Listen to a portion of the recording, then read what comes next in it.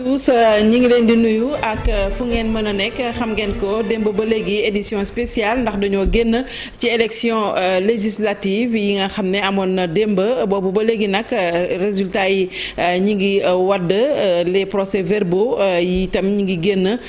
am na nag tendance yu bare yoo xamante ne dégagé wu na si et puis ñaari camp yoo xamante ne gis nañ ne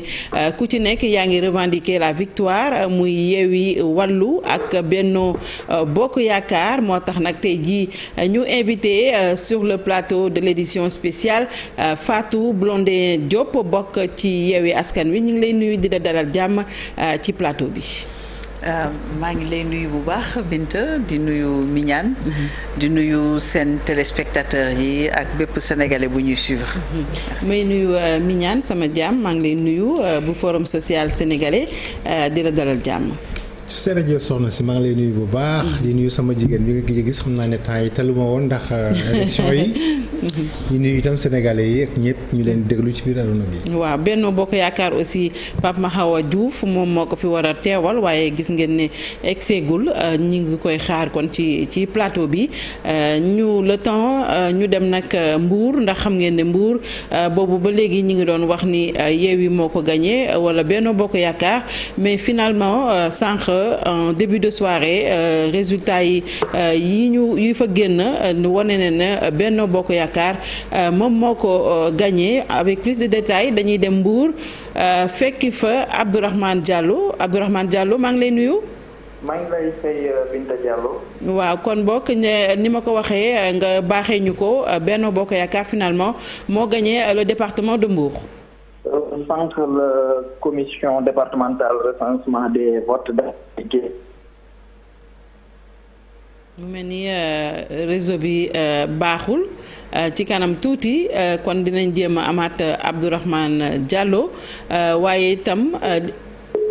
kon dafa coupé li nga xamante ni moom mooy la dernière info moom mooy ne Yewwi Askan Wi ak Wallu l'intercoalition def na sànq conférence de presse pour nag revendiquer la victoire di nga xamante ne génn na démb ci élection yi gannaaw bi ko Benno Bokk Yaakaar dafee démb ñoom nag Benno Bokk Yaakaar nee nañu sur les 46 départements ñoom ñoo gagné 30 yi waaye Yewwi Askan Wi génn aussi sànq ñu ne ñoom fu mu ne nii bu ñu compter seeni siège à l'Assemblée nationale toll na ci 83 Fatou Blondin nga expliquer Sénégalais yi ci lan ngeen tënku pour wax ne yéen a gagné. waaw ma dellu si waat di nuyoo di njëkk a dellu si ci Mbour parce que man Mbour laay milité. waaw di wax ne que ñi ngi xaar vraiment man nekk woon Mbour tey cet après-midi suñu naataangoo yi wéral loolu commission bi wax. parce que commune de Mbour bi nga xam ne moo ci gën a am doole. gagné nañ ko. gagné Sindia gagné Joal gagné maanaam daal boo ci xayma daal Malicounda Ndiaganiao ak Sandiara. moom daal foofu la tendance bu benn bokk yaakaar. kon ñu dégluwaat déjà Abdourahmane mu expliquer la nga gën a comprendre Abdourahmane. waaw Binta. waaw ñu ngi lay déglu. sànq maa ngi la doon wax ni résultat yi génn la li nga xam ni moom moo ko daal di joxe moom mooy commission bi nga xam ni moom moo jël recensement de vote yi ci loolu nag ñoom ñooñu ñi nga xam le ni ñi nga xam ni ñoom ñooy waa Benno Bokk Yaakaar ñoom ñoo daal di gagné ñi nga xam ne moom mooy élection yi fii ci département bu Mbour ci différence de voix ci lu toll ak 4617 voix ci loolu nag bu ñu xoolee résultats yi nga xam ne moom lañ fi yor muy résultat yu nga xam ne moom la moo njëkk a génn bokk gis-gis ñoom ñu ngi am 1046 voix ñi nga xam ne ñoom ñooy naataange askan wi ñu ngi am 1062 voix ñi nga xam ni ñoom ñoo nekk Aar Sénégal ñoom ñu ngi am ci alternative pour assemblée mooy Aar Sénégal 3484 voix ñi nga xam ne ñoom ñooy Benno Bokk Yaakaar ñu ngi am 68413 voix ñi nga xam ne ñoom ñooy Yewwi Askan Wi ñoom 63786 voix la ñu daal di am les serviteurs bu Pape Djibril ñoom ñu ngi am 4719 voix donc mooy ni ma ko waxee sànq ñi nga xam ne ñoom ñooy waa Benno Bokk Yaakaar ñoom ñoo daal di gagné 4 chaises yi nga xam ni moom maanaam 4 députés yi nga xam ne war na am ci département bu Mbour sànq nag maa ngi dégg Fatou Blondin di wax ni ñoom ñoo gagné fi nga xam ne moom mooy Joal bokkul ci fi nga xam ne foofu la Yewwi Askan Wi gagné Yewwi Askan Wi ci li nga xam ne moom lañ jot a gagné 6 communes la ci 6 communes yooyu Saly la Mbour maanaam commune Mbour ñoom ñoo ko gagné Sindia ñoom ñoo gagné Sindia ñu daal di gagné fi nga xam ne moom mooy Somone daal di gagné fi nga xam ne moom mooy Diass gagné fi nga xam ne moom mooy Ngexo moom mooy 6 communes yi nga xam ne yooyu la ñu gagné yeneen 10 communes yi Benno Bokk Yaakaar moo ko daal di gagné ndax département bu Mbour c'est collectivité territoriale la daal di am ñu ngi lay gërëm bu baax Abdourahmane Diallo wax ji leer na xanaa rek ñu delloowaat kàddu gi Fatou Blondin. waaw maa ngi xaar sama naataango yi nekk foofu ñoom ñu surtout ñoom tête de liste bi ñoom Mamadou Lamine Diaité ñi ko jiite woon ñoom yan chiffre la ñu génne parce que soo amee doole commune de Mbour bi nga xam ne pratiquement moo yore 40% électorat bi nga am fa gagné lu xaw a takku laaj na taxaw seetaat donc comme yorewu ma man chiffre exact yi fu mu nekk nii daal am naa ci xel ñaar li taxoon ma ne Joal parce que Joal moom dañu jàpp une trentaine de bus yu fa doon yóbbu ay électeurs te du Joal rek Joal la ñu daje daal donc Mbour dafa nekk loo xam ne vraiment li fay xew dafay mel ne bokkul ci République Sénégal donc maa ngi ciy tey daal ba am confirmation lu jóge foofu wante bu weesoo loolu bu ñu xoolee ci bi Sénégal yëpp ak diaspora 46 départements yi wax dëgg yàlla defe naa ne kenn dootu ko layame daal comme ni koy suñu naataango bi di waxee dàmboj waaw ndax bi ñu xaymaa même à partir de même bu ñu joxee dëgg li ñu jot a dégg ci conférence de presse bi démb jubbanti yenn yi rek yi nga xam ne résultat yi daanu dafa am yu mu ci wàññi jubbanti tamit base bi mu ko calculer maanaam dénominateur bi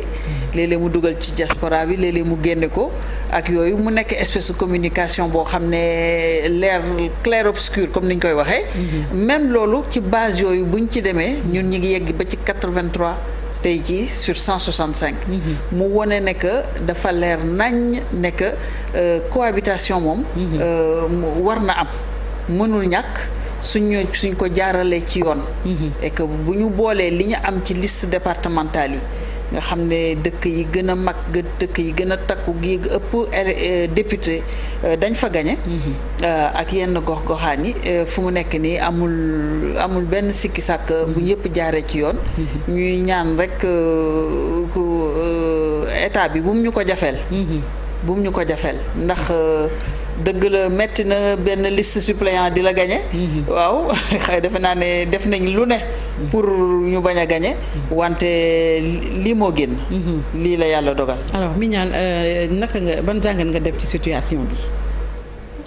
mais jërëjëf soxna si ban jàngat laa si am man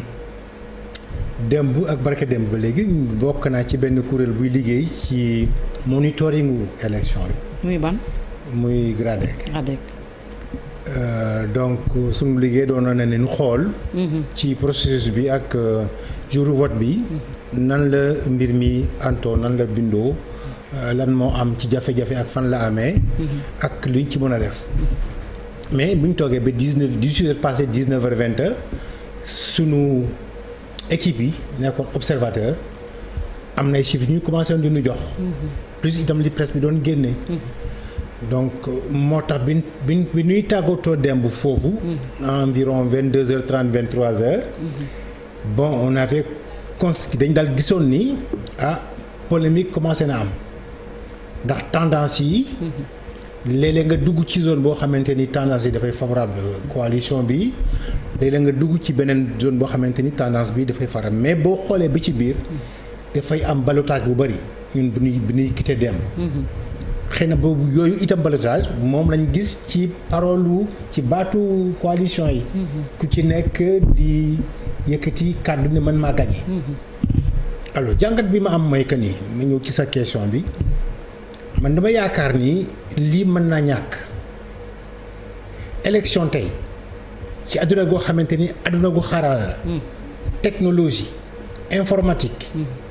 nit mën na toll fii nga nekk Gambie wala nga nekk États-Unis nga mën a jokkoo ak moom ci téléphone wala ci benn message électronique wala ci fax wala ci email authentifié pour man lii war na mën a ñàkk. war nañu mën a yegg foo xamante ni bu ñu defatee élection tëj biir yi 18h30 wala 18h 19h depuis ma commencé.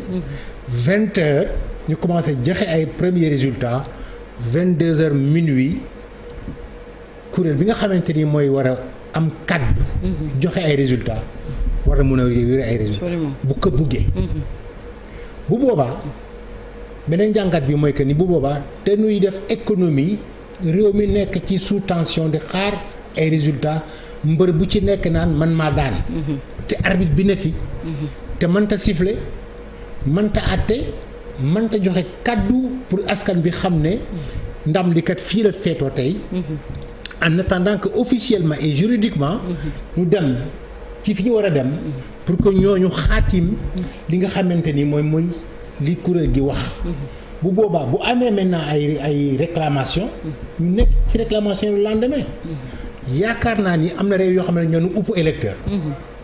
te chaque fois bu ñu defee élection 22h minuit moins ñoom ñëpp ñu dem ci seen état major yi. taxaw di xaar électroniquement. ñu afficher résultats yi te bu ñu ko fa afficher kenn du ko contester. mais ñi fa nekk yore boobu technologie même nit ñi ñoo nekk fii Sénégal mën a manipuler boobu technologie. waaw lu tax nag. Afrique. Sénégal particulièrement vitrine de la démocratie ñu continuer bu ñu defee élection di compter di xaar benn fan ñaari fan ñetti fan ñeenti fan juróomi fan une semaine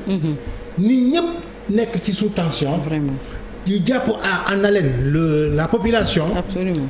léeg-léeg nga dégg sax ñu wax nde ay baat yoo xamante ni waroon na mën a ñàkk pour ñu ndey dëgg-dëgg loolu war nañ ko weesu tey ndax man ngaa gi fi xam-xam baa ngi fi moyen yaa ngi fi donc fi may daanalee mooy que ni est-ce que mën nañu fexe ba bureau bu nekk wala département bu nekk conseil constitutionnel teg fan it Sénat teg fan it ba xam ne bu élection yi pare ba ñu dépouiller ba pare ba signé procès-verbaux yi kooku noonu moo fay dem récupérer sous scellé yooyu données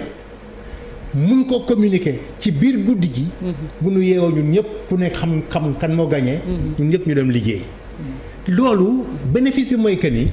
duñ fa doogate di xuloo di perte temps di perte énergie ñii di accuser kii ñale di accuser ñale presse bi itam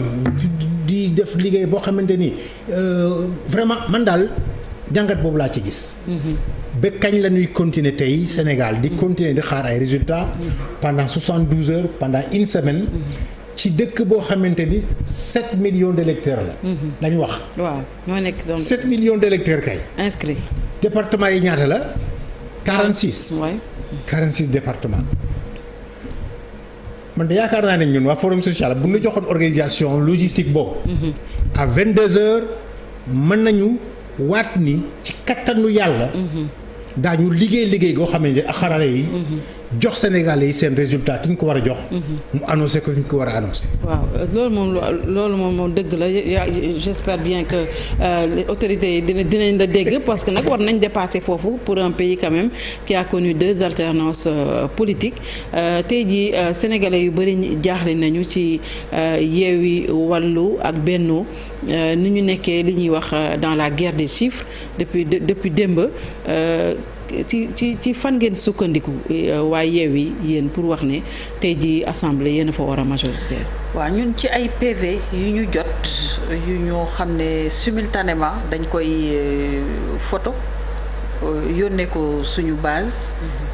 niveau départemental niveau national fii ci siège u PRP ñu liggéey ci ñun ci foofu lañ ko wekk wante Binta am na loo xam ne defe naa ne sénégalais yëpp d'accord doon nañ ci mooy bu élection amatee wax na gañe naa wala gañewuma c'est une chose wante doo taxaw di joxe ay chiffres yoo xam ne ay estimation la parce que kenn jotagul woon chiffres yu mat donc yow bu fekkee ne yow da nga nekk état bu responsable nga xam ne yow yaa war a joxe exemple yow yaa war a doxal dëkk bi nu mu war a demee daf ñuy jaaxal trop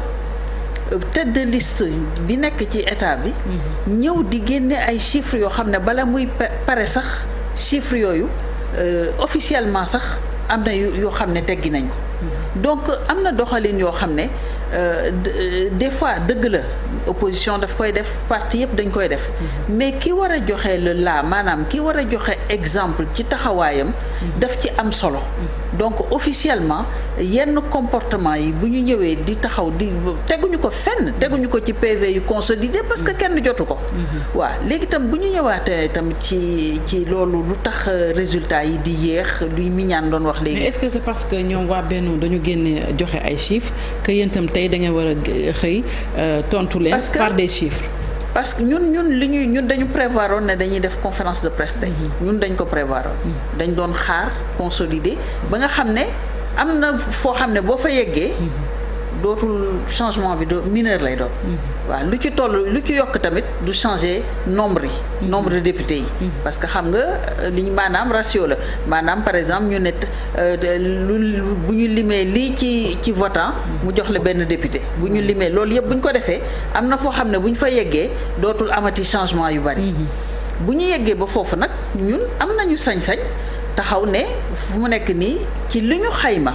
ci li ñu jot ci suñu PV ci ku ñëw fu ñu dem di revendiquer yooyu PV la ñuy teg ci table bi du ñu ñëw di wax ni ne lu ñu neex ne lii ak lii ak lii ak lii moo xew fii Saraya moo xam Afrique du Nord moo xam fii lii moo tax d'accorduñ ci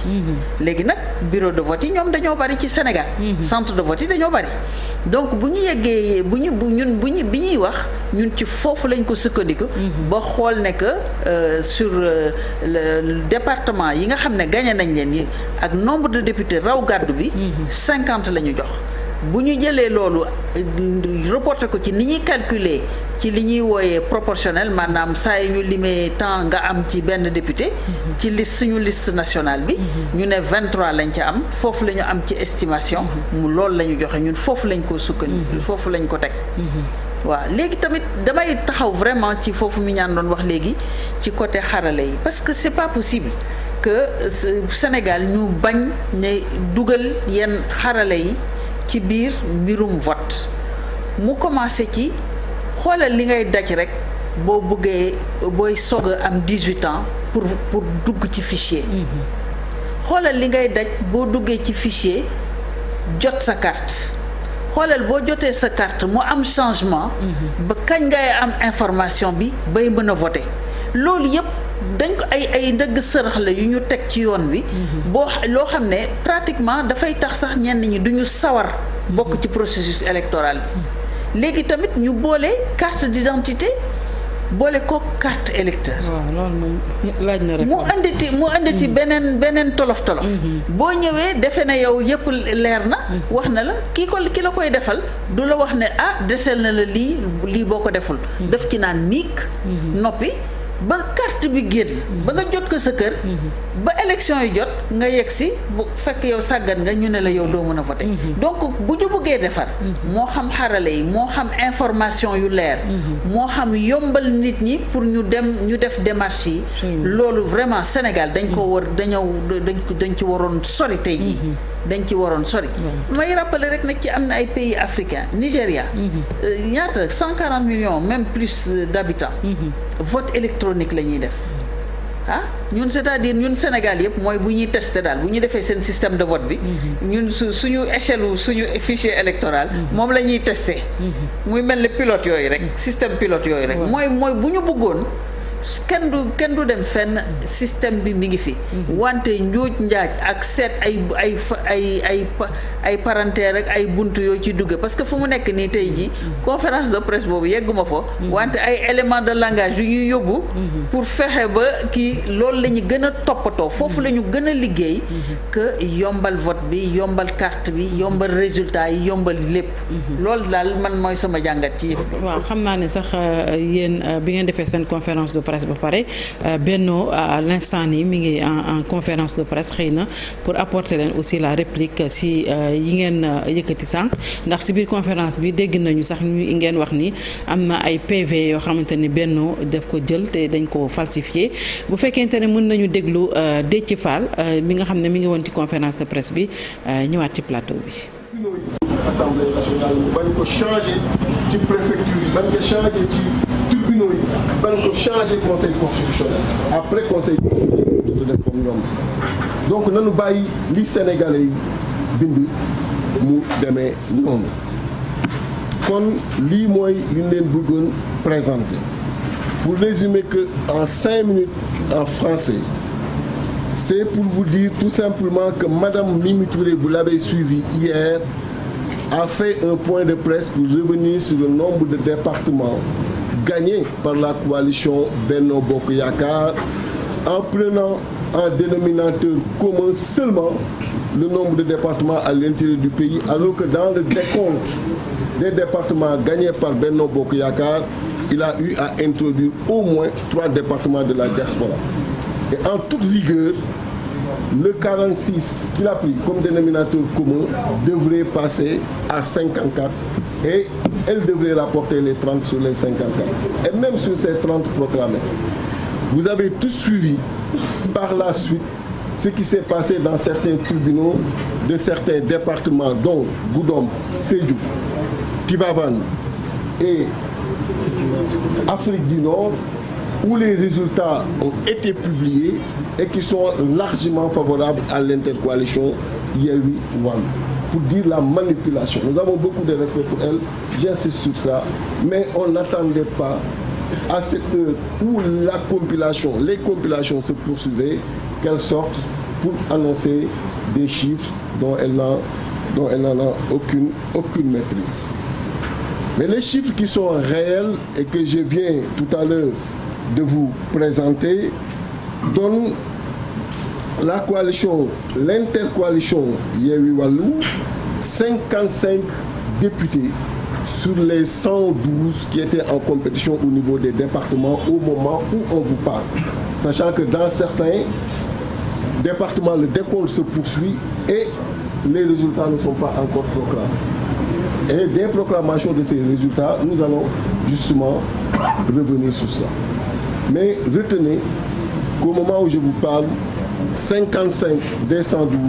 députés qui étaient pourvus au niveau des départements reviennent à l'intercoalition. Et c'était ça le schéma.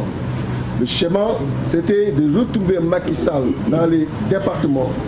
avec une formule qui permettrait de contenir le mode de scrutin multiplicateur. Ce qu'on appelle un mode de scrutin multiplicateur, vous avez suivi ce qui s'est passé en 2017. 49% avaient voté pour Macky Sall, moins de 1 Sénégalais sur 2. Et au niveau de l'Assemblée, il a obtenu les 75% des sièges, 3 députés sur 4. Vous savez donc qu'il n'y a pas eu une cohérence. Et si on devait rester dans le schéma où chacun resterait de son côté, il aurait encore bénéficié de ce mode de scrutin multiplicateur et allait gagner majoritairement au niveau des départements et nous laisser disputer les places sur la liste nationale. Ce qu'on a compris et on a apporté cette réponse politique, mathématique, pour lui opposer une formule qui permet de contenir ce mode de scrutin dans les départements. C'est ce qui fait cette progression, même si nous avons vu justement qu'il y a encore d'autres départements dans lesquels il y a des manipulations qui ont existé et nous les suivons de très près. Et ces départements que nous avons gagnés représentent, si on cumule le nombre d'électeurs dans ces différents départements, ça représente 55% du fichier électoral au moment où on vous parle. Et donc Macky Sall les départements supposés gagner par Benno Bokk Yakaar ne représentent que 45%. Ce sont des chiffres importants qu'il faudrait retenir parce qu'ils ont l'habitude de parler plus du nombre de départements gagnés que de leur poids électoral. Tout le monde sait que Dakar n'a pas le même poids électoral que Matam, même si l'électeur est de la même dignité. Mais en termes de poids électoral, tout le monde sait que les départements n'ont pas la même dignité électorale. C'est ça la vérité. Et donc nous avons pris les départements à grand potentiel électoral. Ce sont ces départements-là que nous avons gagnés. Ce qui fait que nous avons gagné, cumulé, les départements qui font 55% de l'électorat, là où eux, ils ont gagné les départements qui font 45% de l'électorat. Rentrez avec ces chiffres, parce qu'ils n'ont jamais voulu le sortir. Parce que c'est un chiffre qui montre qu'ils sont aujourd'hui derrière l'intercoalition. Et pourquoi ces chiffres sont importants? C'est leur contribution sur la liste nationale. Parce qu'en plus des 112 députés, il y a 53 qui sont affectés sur la liste nationale et la répartition dépendra du pourcentage obtenu par chaque coalition. Et des projections que nous avons aujourd'hui et qui vont se confirmer, nous aurons sur ces 53 au moins 28. Et si vous faites l'addition des 55 plus 28, vous savez nettement que l'intercoalition Yewwi Wallu aura 83 dans une Assemblée nationale qui compte 165 députés et par conséquent aura une majorité au niveau de l'Assemblée nationale. Donc retenez que le prochain président de l'Assemblée nationale sera issu de l'intercoalition Yewwi Wallu. C'est ça. Et que donc la deuxième personnalité du pays viendra de cette intercoalition. Retenez également une autre chose inédite. La prochaine opposition parlementaire sera Benno Bokk Yakaar. C'est ça la vérité. Nous avons été pendant longtemps l'opposition parlementaire, mais les Sénégalais en ont décidé ainsi. Et il faut que ce choix-là soit respecté. Les Sénégalais ont décidé d'une cohabitation au niveau de l'Assemblée nationale. Nous leur avons vendu un programme, nous leur avons présenté les axes forts de ce programme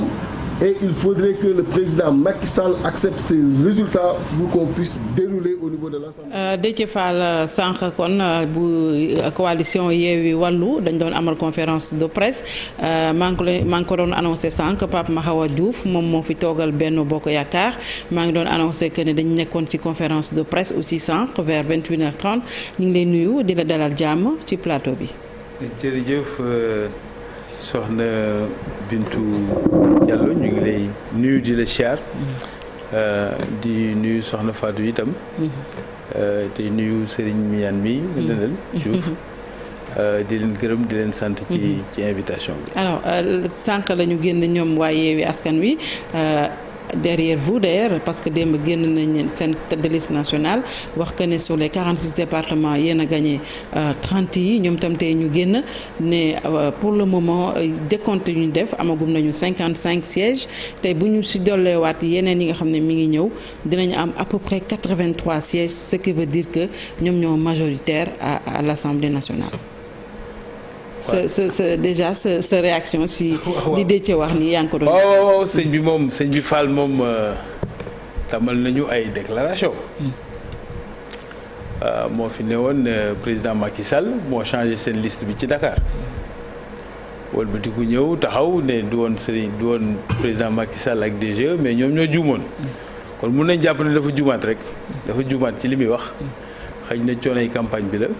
mais li am moom. te kenn mënu ko naatable mooy Benno Bokk Yaakaar est majoritaire à l'Assemblée nationale et c'est un fait boo xam ne kenn mënu ko naatable loolu mooy li nekk. yéen ci fan ngeen ko teg pour wax. C'est très simple on a des mandataires dans tous les bureaux de vote dans tous les centres de vote du pays. loolu moom dans les démocraties établies. jarul sax presse di ci dugg wala commission yi di wax. parce que gentleman agreement rek mën na ko nangu. waaw c'est-à-dire que le constat des faits à l'échelle du pays des départements et également des départements d'outre-mer, de la diaspora, plutôt que d'outre-mer d'ailleurs, wane na clairement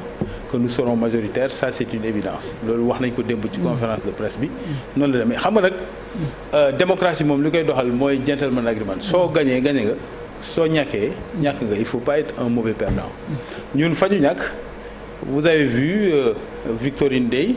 félicité ki gagné ne ko yaa gagné Abdou Karim Sall noonu la ko defee aussi Mbao. Je pense que notre système électoral est suffisamment éprouvé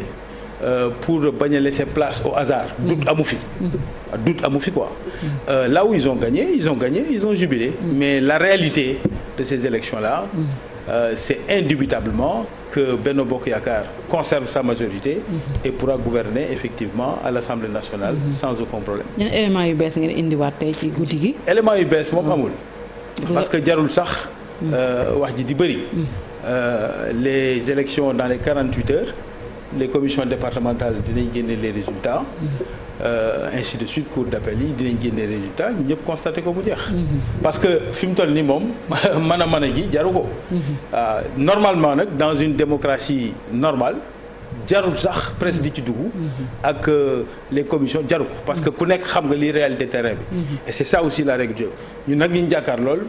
Bon voilà peut-être que c'est pas leur mode de fonctionnement. Donc c'est un peu dommage. Benno aussi n'est pas d'accord si li ngeen wax ça veut dire que tiraillement bi day continuer jusqu'à ñuy proclamer. bàcc bi dafa metti moo tax. parce que koo xam ne da nga ñëw ñu gis fii lu ñu mësul gis. Une déferlante de moyens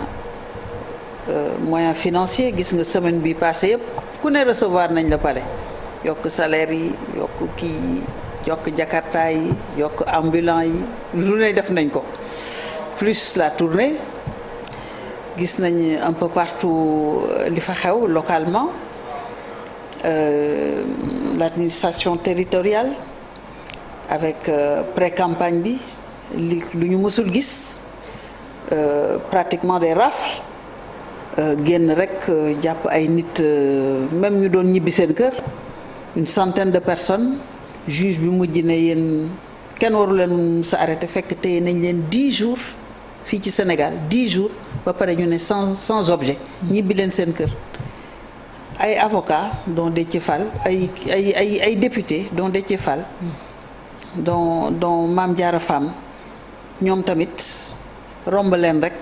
ne leen pas de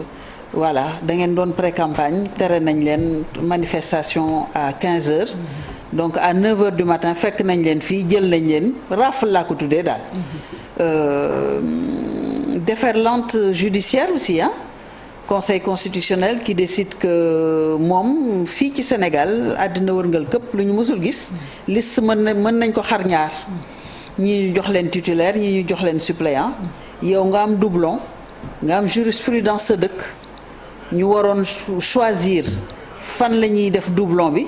ñu imposer la ne la doublon bi fii lañ koy def. ba pare wër àddina bi yépp nag ba ci président Macky Sall dem France na naan def ñun li tax ñu bañ suñu liste bi c'est parce que Sénégal dafa am parité te respecté wuñu parité. mu dem ba foofu di ko wax kon boog defe naa ne ñiy def déclaration un peu hasardeuse. defe naa ne peut-être ñu ngi ci wante du ñun rek. donc. tamit administration territoriale par moment bien que bi yoon quand même en tout cas ci li ma gis ci li ñuy organisation yi wax quand même xaw nañu calme tuuti wante ñun Mbour ba léegi ña ngay jooy parce que dañu demoon ci élection locale am zone yoo xam ne dañu waxoon ne que fii léegi population bi ni mu toll dañu soxla centre de vote ñu def fa centre de vote waxuñu ko waa gox ba jour élection yi jot waa gox ba bu ñu demee fii ñu ne lii lañ bind seen carte bu ñu demee fii ñu ne lii moo nekk ci fichier bi donc voté wuñu ñu dellu si waat ci donc defe naa ne loolu yëpp ci boobu malgré tout ça ñu campagne bi nag ñu commencé ci ko benn affaire boo xam ne c'était complètement inédit daal de fexe tenir compte ci circonstances yi tenir compte ci raw gàddu bi def suñu coalition Yewwi ak Wallu mu metti woon torop nag pour expliquer ko population bi moo tax par moment mu am quelques ratés mu metti woon torop mais ba léegi rek ça a payé te réalisme politique la parce que bu ñu demee ba nga xam ne pratiquement les deux tiers des députés ci raw gàddu la nekk kooku presque déni démocratique la. parce que muy état bi que muy ñun da ngay confectionner liste alors que li di jógee émané directement ci gox bi boobu moo gën a dëgër. donc kuy bëgg a defar tamit da ngay wàññi raw gàddu di yokk proportionnel boo bëggee defar sa démocratie. donc loolu yëpp malgré tout ça nga indi ay suppléants fu ne ñu taxaw fa seen suppléants yi lii seen suppléants yi laa man nag ma ne suppléant nit la wante tam nekk déposé nekk opposition ci assemblée tamit nit nga y a pas de quoi avoir honte. kon boog bu jotee tey jii askan bi voté. yéen ñëpp seen plateau télévision yi yéen ñëpp. plateau télévision unanimement bi ñuy joxe résultat ku xamul sax li xew ku bokkul sax ci élection gis nañu tendance bi majoritairement nu mu demee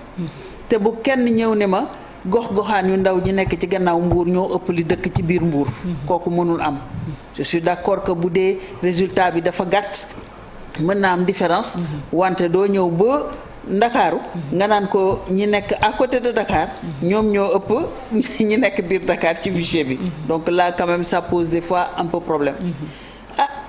am na tamit leneen loo xam ne sànq maa ngi ko doon bëgg a wax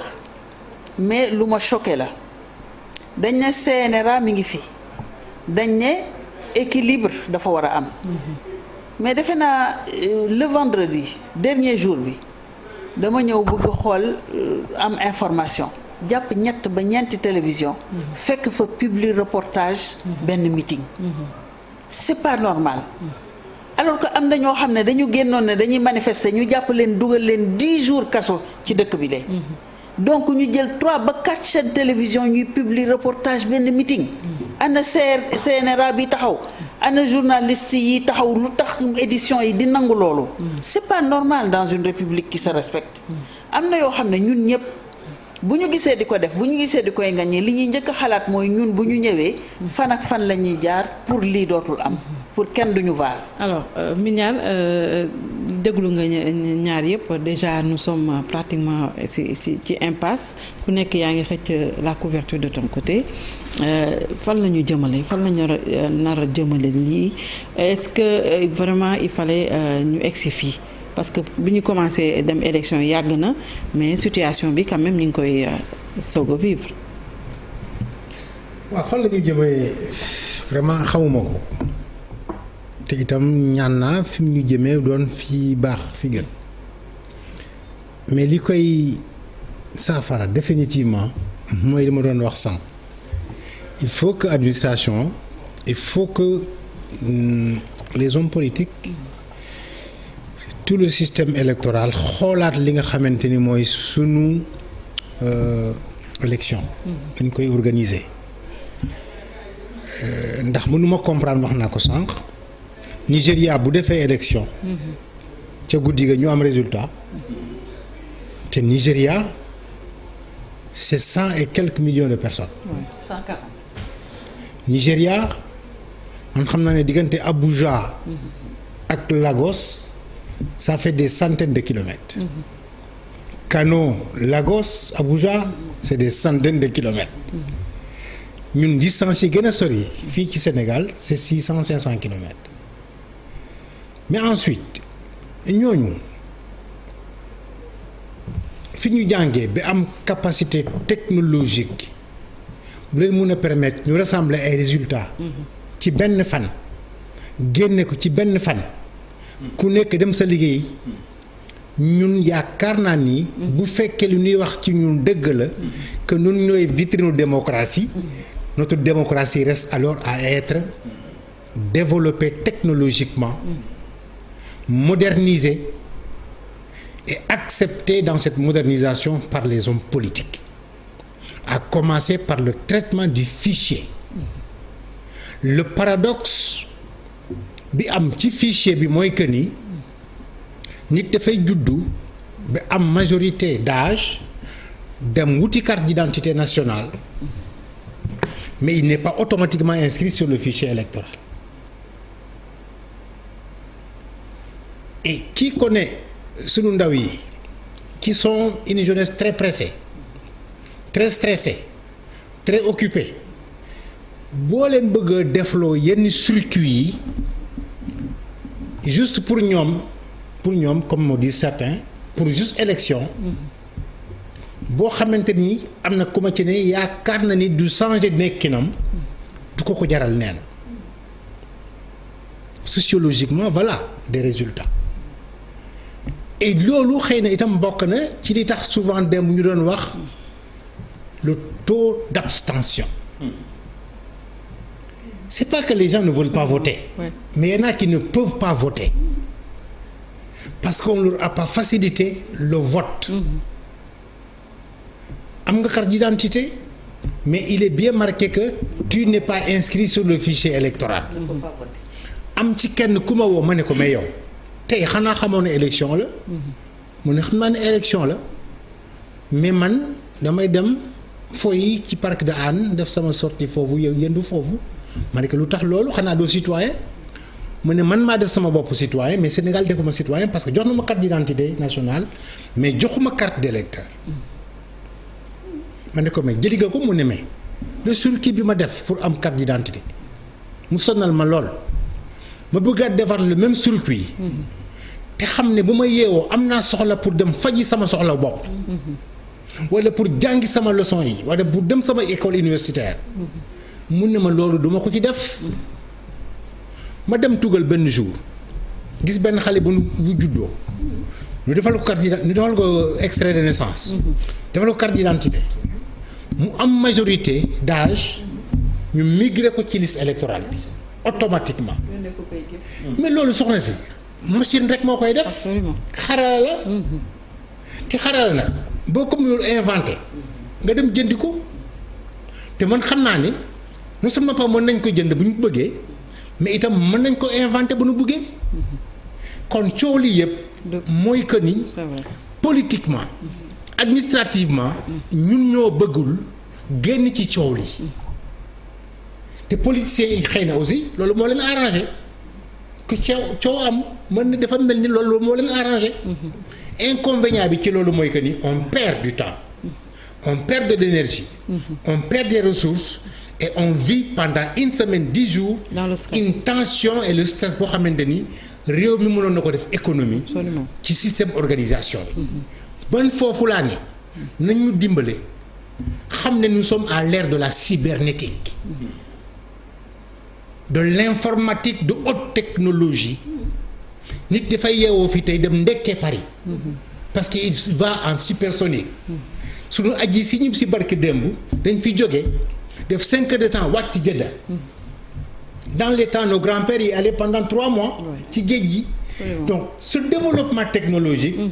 doit servir à l'activité politique et notamment à l'activité électorale pour économiser le temps faire abstraction de toute la tension inutile faire abstraction de toutes les querelles et de suspicions et d'accusations inutiles mais vraiment arriver à donner à la démocratie sénégalaise le visage qu'elle mérite dans l'opinion internationale et africaine. Et ça, à mon avis, il faut donc l'État du Sénégal, un chef d'État, jël la décision de mettre cette affaire en ordre. C'est bien sûr, il pourra être aidé par les hommes politiques, par la société civile, par les partenaires de développement. Ça, c'est ça qui doit être à l'ère de la modernisation. loolu am na solo parce que suñu xoolee internet bi depuis démb ku nekk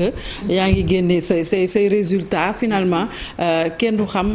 kan moo am raison kan moo amul raison kon yaakaar naa ne war nañu adapté wu vraiment au contexte ndax yaakaar naa ne dina faciliter la tâche dinañu empêcher aussi li nga wax sànq ñu nekk dans les suspicions kenn xamul ku gagné kenn xamul Yewwi moo gagné kenn xamul Benno moo gagné loolu yëpp kon dina doon faciliter le gain de temps et puis voilà le temps ñu dem ci téléphone bi jël un analyste politique Ibrahima Bakhoum maa ngi lay nuyu. salaamaaleykum Binta maa ngi lay fay. alors yow situation bi démb ak tey ci diggante ci élection yi déjà le déroulement et puis buñ ci jógee démb ak tey gis nga ni les deux camps ñoom ñëpp ku ci nekk yaa ngi revendiquer victoire bi ban jàngat nga ci def. xanaa jaaxle rek ndax li ma dégg foofu yëpp ñëpp ñoo bokk fenn ci lu ñu wax maanaam waroon nañu weesu fu ñuy mën a tooge diir bu yàgg bi te mënuñoo xam résultat yi fu ñu ci toll ndax réew mi lu mu sori lu bëri bi soriyanto téléphone yi ñu ngi fi kenn ku nekk ku am soxla ku ne mun nga bu mu amee procès verbal bi soxna Fatou wax na ma ñoom noonu la ñu def maanaam procès verbal baa nga nii signé nañ ko ma photo ko léegi yónnee ko bu boobaa xëy na dañuy wax ne ji photo bi naanaam amul njëriñ ak am na njëriñ wante au moins mun na nekk loo xam ne ji sukkandikookaay la ba ba ñuy dem di lu gën a sori leneen li mooy li nga xam ne lu soxna Fatou wax léegi te mu am solo nee na dafa gis keroog ajjuma bu ma juumul mu gis télévision yu bëri boo ko ubbee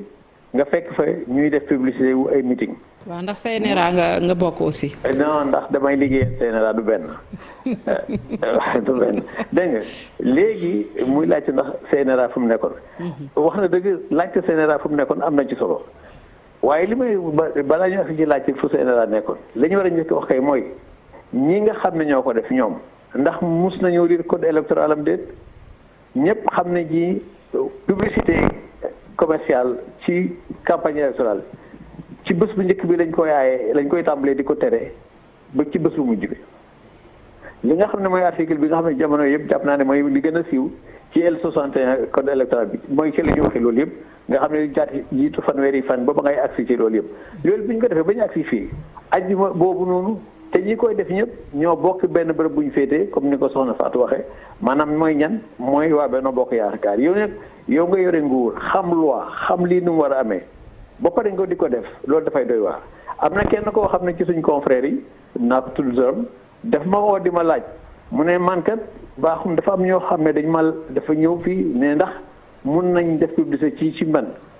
ne ko jaaduwul de. naam gis naa ñu koy def ça dépend ci noo koy habillé xaw ma waaye daal jaaduwul mu ne ma comme jaaduwul du ma ko def waaye nag kooku xamal na ma maanaam waa ji ma journaliste bi may wax de Baye Omar Touré Baye Omar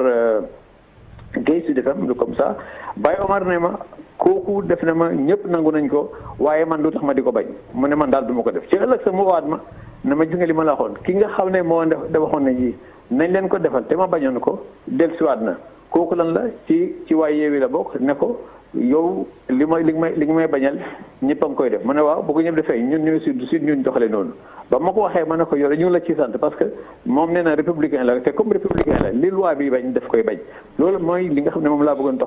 soxna Fatou nga xam ne effectivement ñi ko def ñëpp wàcc nañ yoon jaaduwul te li tax li daf ñuy delloo ci valeur L61 bi parce que bu ñu koy jàppee noonu lam tekki mooy ñi am doole moo xam ñu ne ci nguur gi mooy xam ñu ay opérateur économique mooy xam ñuy lobbyiste fu mu di ne ñi am doole bu boobaa ñoom mun nañu jëndandoor temps d'antenne télévision yëpp kenn du dégg kenn mu wax fenn te loolu moo tax nekkoon esprit loolu noonu pour ñu bañ ko dañuy bañ ñi am xaalis jënd temps yi bu ñu jëndee temps yi kenn du dégg leneen loolu mooy beneen ci boor boobu léegi nag ñu def ci xëccoo résultat yi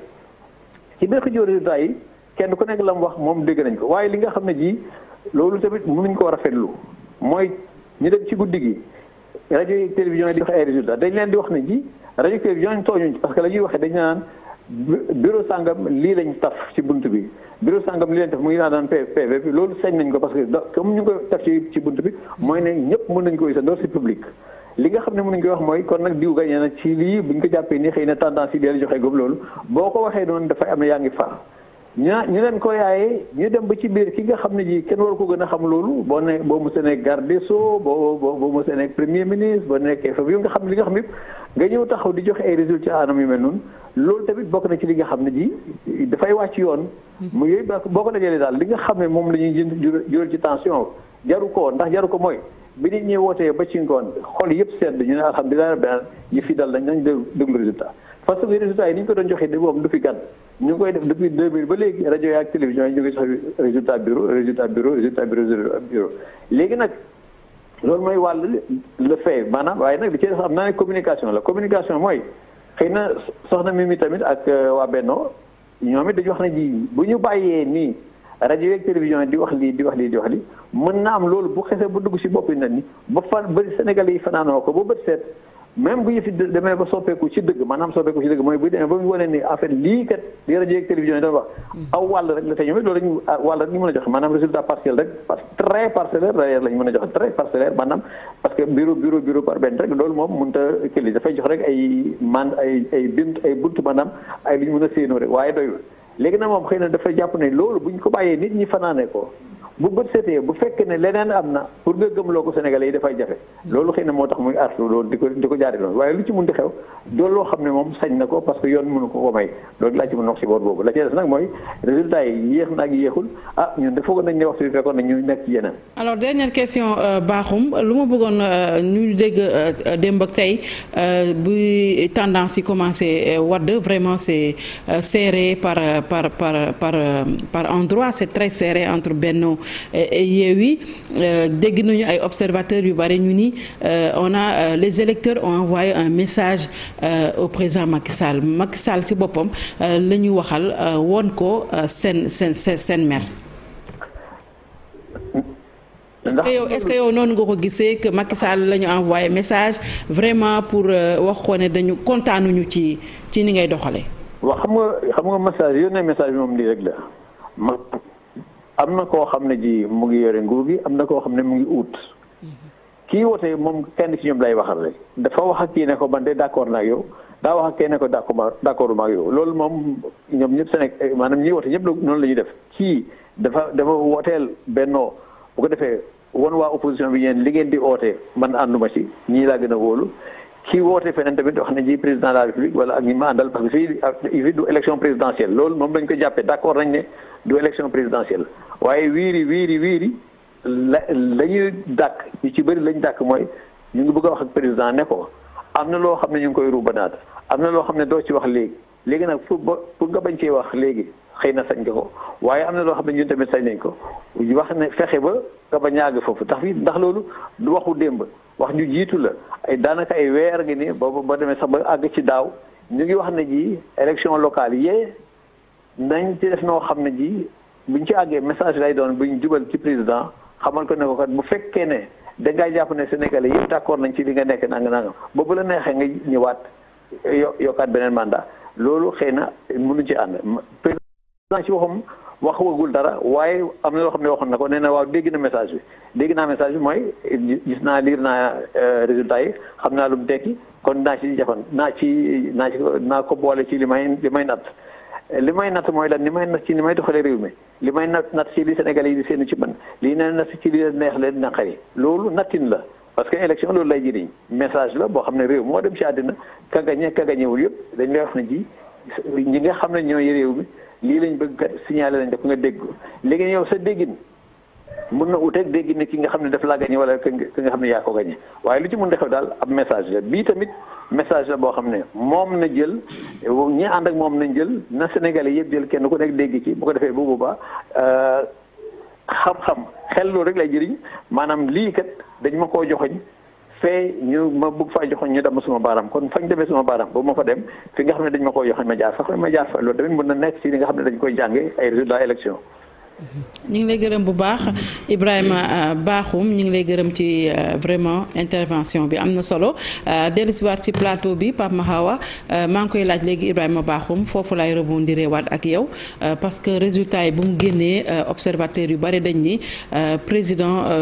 dafa mel ni moom la électeurs yi doon waxal directement parce que dañu bëgg c'est comme une sanction lu bare ñu bare loolu la ñu wax parce que gis nañu que la gouvernance elle est hyper politique situation sociale bi metti na am na yu bare yoo xamante ne ñu ngi ko ci doon xaar comme le 3e mandat boobu ba léegi sénégalais yi doon ko ci xaar waxu ko yu demee ni noonu daal moo waral tey jii li nga xamante ne gis nañ ko est-ce que vous avez décrypté le message sorti des urnes. waaw jërëjëf soxna Bintou élection moom bu mu ci munti doon rek il faut jàngat am foog nga xool résultat yi xool fi nga gagné xool fi nga gagnéwul xool fi am ay percées xool fi nga am ay consolidation loolu suñ ci yeggee naturellement dinañ ko def. Pour l'instant dama bëgg a leeral dans les bureaux de vote partout à l'échelle du territoire et de la diaspora nous avons des mandataires l'opposition a des mandataires suñu tëjee bureau de vote bi rek ñëpp xam nañ la fa xew moo tax sànq ci tàmbali gi dama ne démocratie affaire u gentleman la courtoisie républicaine la waaye ñi ñu jàkkaar lool pas ñëpp parce que ñun nag dañu gagné fekk opposition bi yëpp contre ñu mais benn pàcc ci opposition bi gisewul noonu mbir mi may fàttali ne il y a un mois am na ñu ne woon élection du fi am loolu am na ñu taxawoon ne dinañ jàmmarloog force de l'ordre yi créer fi tension boo xam ne ils vont rendre le pays dans un état boo xam ne élection du fi mun am ñu am culture boobu dinañu bett ñu am culture républicaine nee naa la fañ ñu gagné gis ngeen les ministres les maires les responsables ya fa nekk génn ne mais on félicite nos adversaires mais rik waay lu tax ñi jàkkaar loolu mënuñu def loolu c'est un problème parce que dans les autres pays yi ngeen di citer c'est pas la société civile même ay cours d'appel duñu leen dégg sax suñuy génnee les résultats parce que day fekk ñi seq mbir mi am nañ mat gu day ne la ñu war a nangu dañ koy nangu problème mu médias yi day renseigner aussi ci nit ñi seen niveau de générosité ak sunu démocratie mais oui il y a un problème des médias au Sénégal mais loolu war nga ko mun a wax avec responsabilité sans parparloo crise boobu journalistes yi ñoo koy njëkk a dund fii gis man dàq nañ ma ci émission ma dem émission di wax ñu ne ma yow li ñuy wax su la neexul nga jóg jël say bagages dem loolu fii rek la am loolu doo ko gis ci benn réew ci àddina bi fii lañ gis un propriétaire de média taxaw jël télém ne jigéen ñi góor ñi ñëpp génn leen ci mbedd mi jël ay kudu ci mu war songu force de l'ordre yi évidemment la réforme de la presse kooku enjeu la boo xam ne mais du enjeu nag un état rek démocratie du kuy jiitu doon jiit rek yaay décider pour ñëpp ça ne marche pas comme ça une démocratie waxtaan la ak nit ñi ak acteurs yi ñu xool comment on peut améliorer notre système mais taxaw naan ñii ñooy def lu bon ñun ñooy def lu baax loolu méngoowul ak dëgg te sénégalais yi ñuy seetaan xam nañ li ñuy wax fii lañ am un parti quand même une coalition boo xam ne selon les sources de l'État ils auraient organisé des forces spéciales yu am comme objectif de faire exploser le train express régional c'est l'État du Sénégal qui le dit l'État du Sénégal nag ak ñi koy wax mooy ñu yor sunu karange ñun ñëpp mun nañ jàpp ne quand même pour li nga xam ne mooy concerne sunu karange li ñuy wax mun nañ leen déglu as tuut donc contexte boobu lañ nekk avec une opposition qui est véritablement anti-républicaine dégg naa fi ay contestation de résultats sur Mbour et cetera am na sax di ci fal maanaam ay construction de PV dama ne munoo nangu ne gañe nga Dakar nangu ne gañe nga Ndar feneen fañ la gañe nga ne non foofu gañewuñ ma système bi moo doxul administration territoriale bi moo deful liggéeyam et cetera il faut qu'on respecte les Sénégalais et qu'on respecte la démocratie sénégalaise ça c'est un impératif boo xam ne munuñ ko ñàkk a def la République sénégalaise nekkul une république à géométrie variable selon yow li la neex yoon baax na selon li la arrangé yoon baax na su la arrangé wul nga ne non yoon baaxul mu am leneen loo xam ne dañ ko gis ci benn pàcc opposition bi encore l'agression contre les journalistes ça c'est un scandale notre démocratie est mise à défi et je pense que société civile bi ak tous les observateurs doivent avoir le courage de se tenir debout pour dénoncer li nga xam ne ay dérives la te man gëm naa ne c'est pas toute l'opposition même dans le PASTEF ou le Yewwi je pense que am na ñoo xam ne ils ont pas de bon comportement il faut les arrêter c'est le moment de préciser d'ailleurs li xew démb suñu siège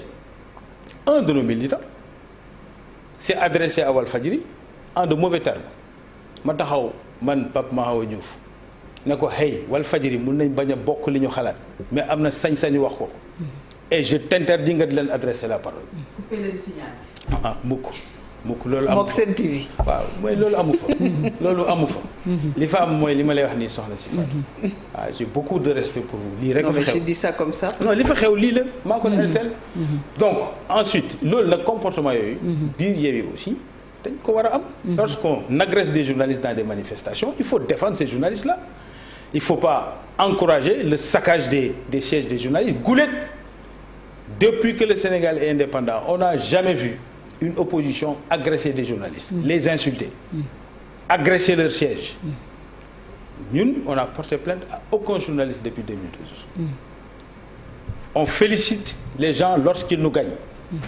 On a une opposition qui menace la République, menace les institutions, menace que des élections ne se tiendront pas dans le pays, agresse les journalistes, les insulte dans les réseaux sociaux parce qu'ils ne sont pas d'accord avec ñoom. Il faut que cela cesse. République bi ñun ñëpp a ko bokk te ku ci nekk yaa xam nguur nga nekk wala pouvoir dire la rek ci sa àddina. Tu sers un moment, après tu vas passer à autre chose. Mais réew mi suñuy doom lañ koy bàyyee ak suñuy doomi doom. Donc war nañ xool liñ ciy def ak liñ ciy wax. Loolu c'est extrêmement important. Donc enfin, lorsqu'on parle de nombre d'électeurs, on ne parle pas de nombre d'électeurs, on parle de nombre de députés. Et ils le savent très bien.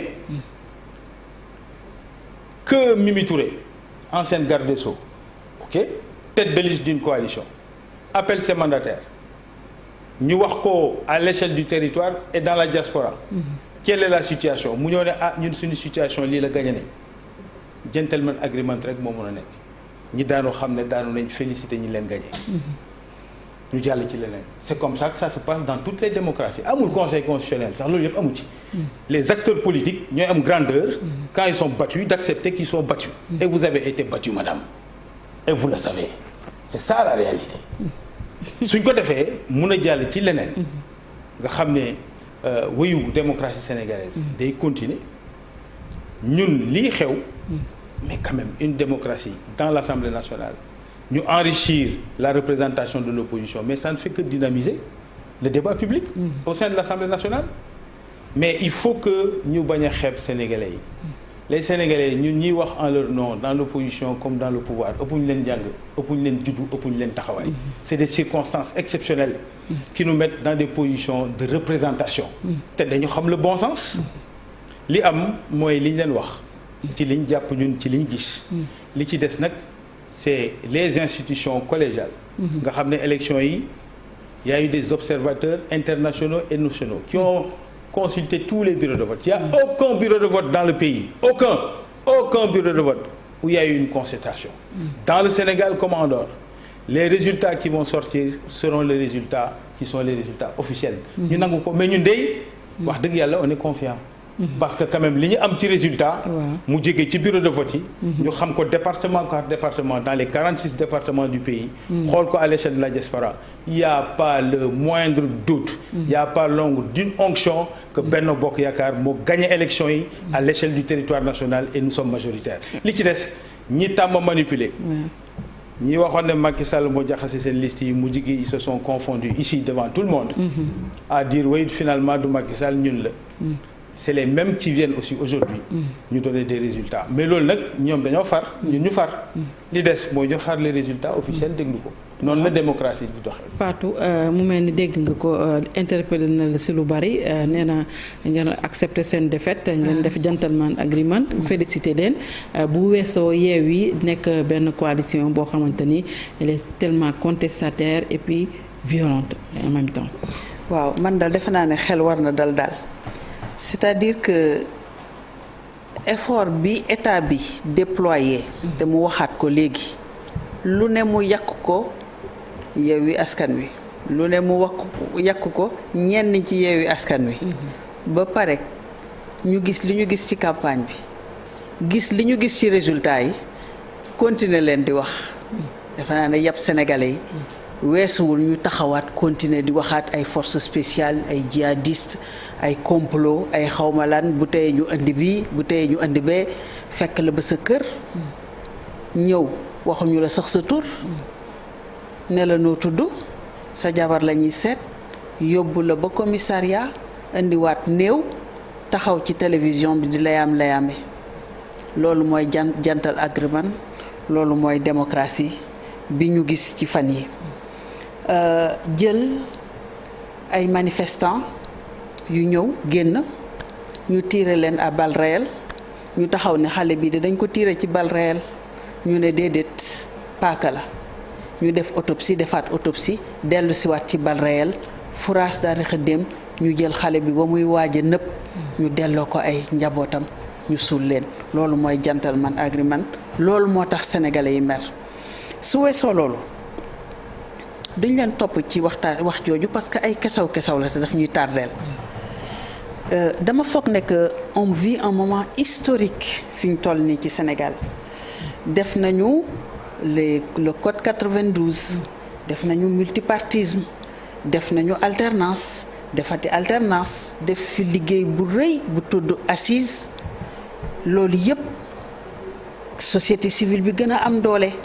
Candidature indépendante donc donte bi Macky Sall ñëwee ba léegi pratiquement candidature indépendante mënatul am mais demoon na ba fii am Sénégal loolu yëpp ñu dox ko Sénégal nag war a tey jii yegg foo xam ne lu bees la. mu may rappeler la première fois bi France amee cohabitation li ñuy wax nii yëpp dañ ko doon wax am na ñoo xam ne sax dañ ñëwoon dañuy jóge ci dëkk bi ndax dëkk bi dafa dara tas. ndax ñii di ñëw socialiste yi bu ñu àndeek ñii ci la foofu gis nga économiquement ci la bourse bi gën a yéeg plus que jamais alors que toutes les sortes de craintes ak diabolisation génne nañ ko kon defe naa ne boo respecté peuple bi soo gisee ne que kuñ kii tam nga ko dëmm mu tànn ko tànnaat ko defe naa ne boo amee tuuti intelligence da ngay wàññi tam bi au minimum nga seet feneen fooy jàpp comme chaque fois dañuy changer jàpp donc bu ñu yegsee ci cohabitation apaisée boobu nga xam ne ñun moom la ñuy xaar ci koo xam ne dañuy yegsi ba ci ay année 2020 2022 ñu war a Sénégal war a jëmaat kanam Sénégal war a dépasser lenn yi ñi ngi doon wax sànq lu tax résultat yi mënuñu ko informatiser. xëy na tamit 80% de bacheliers littéraires wane na priorité Sénégal ci fan lay yóbbu ndaw yi donc bu ñu yegsee ci année yii nga xam ne léegi dañu war a yegg ci xarale yu bees yi du ci kii rek du ci affaire processus électoral rek lañ ko war a gis dañ ko war a gis ci société bi yépp maanaam bu ñu ñëwee bañ na dañuy taxaw cohabitation defe naa ne li ñuy njëkk a def mooy dépoussiérer suñu yenn loi yi suñu yenn règlement yi évoluer parce que man liggéey naa ci administration liggéey naa ci état léeg-léeg nga soxla dara fekk ay loi yoo xam ne 67 références ay 74 ñu naan la bi fi Habib Thiam nekkee ba léegi kenn laal ko defe naa ne am na ci yoo xam ne donte en 2012 laaloon nañu assemblée dinañ ko laalaat bu ñu weesoo loolu mais Macky Sall président Macky Sall waa Benno Bokk Yaakaar ak seen secrétaire général ak seen njiit muy Macky Sall dinañ jàng bokk Sénégal defe naa ne loolu mooy li gën a metti ci ñoom bokk Sénégal ak ñeneen parce que ku taxaw ne yow nee nga yow gentleman nga yow tu es un grand démocrate te sa principal objectif mooy bu opposition am ci dëkk bi naa ko rajaxe ba mu jeex tàkk ñu am maire ñu di leen jënd ñu am élu ñu di leen jënd ñuy ba nga xam ne dëkk bi yëpp paranoïaque yow fan nga féete yow ndax sa taxawaay dëgër na yàq jikko yi sénégalais yi taxawaat bi yoon sanctionné yooyu façon pratique képp ku def loolu won nañ la ne li nga def Assane d'accorduñ ci gentleman mënul wees loolu kon peuple sénégalais moo ñu won gentleman du ñun politiciens yi ñooy ñëw di ko wane. kon bu ñu yegsee waat encore ci cohabitation apaisée boobu ñuy xaar li ñuy xaar ci Macky Sall président Macky Sall. xaw ma kuy nekk seen groupe parlementaire. kan moo koy jiite. ñoom ñëpp ñu taxaw assemblée daxawal lii yoon. am na lu constitution bi jox président. am na lu constitution bi jox assemblée pour une fois. Sénégal depuis 1960. assemblée mën a am liberté exister. ba su vote jotee kenn dootul jéppi député bay toog sa kër doo am problème pour expliquer lan moo tax xale bi nga war a jug sonn dem di wuti carte pour dem defi député pour lan pour mu dem jaxase ay passeport pour mu dem ay faux billets pour mu dem ay yi ñuy dégg bés bu ne déedéet xale bi loolu du ko jaral donc foofu la ñuy njëkk a liggéey bu weesoo loolu am na yoo xam ne nag mënul ñàkk man defe naa ne ci ñoom comme ci ñun dinañu tax ñu war a toog waxtaanee Sénégal ku ci nekk di nga nangu ne que Sénégal gi ñoo ko bokk. parce que ku ci nekk li nga yelloo boo ko yoree. il faut que nga toog nag mën a waxtaan ak keneen pour ñu defar Sénégal. pour man dafay nekk avancée démocratique bu rëy. qui va imposer ñi mësul wax Allemagne mi ngi wax ak France. kon lu tax Sénégal nit ñi mënuñu wax. mais pour ñu wax. fokk ñu may opposition parce que yow bu fekkee ne dañ lay dàq sa liggéey saccager sa siège. di la tam dëmm di la wax rebelle. di la indil jiixi jaaxa ci sa vie privée di la indil façon yu nekk mais ban moment ngay am esprit républicain esprit démocratique pour participer. ak ci benn opposition boo xam ne day tabax dëkk. boobu dafay xoqatal ba nga xam ne. dootoo am sax esprit tabax démocratie. da ngay nekk sur la défensive.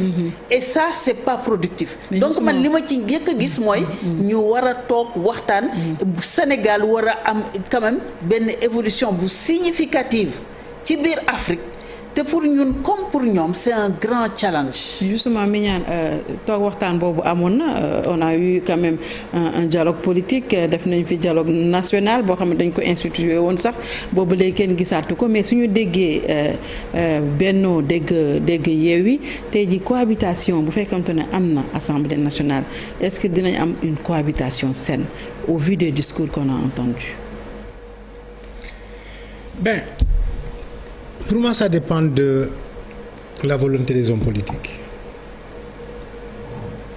mais li ma yaakaar ci sama xalaat bu gàtt ak li ñu ma jàngal ci sociologie mooy que ni la vie n'existe qu'au pluriel. c'est-à-dire benn dundu mënta doon dundu nit kot. Aucune vie n'est possible au singulier. Que ce soit nag une vie économique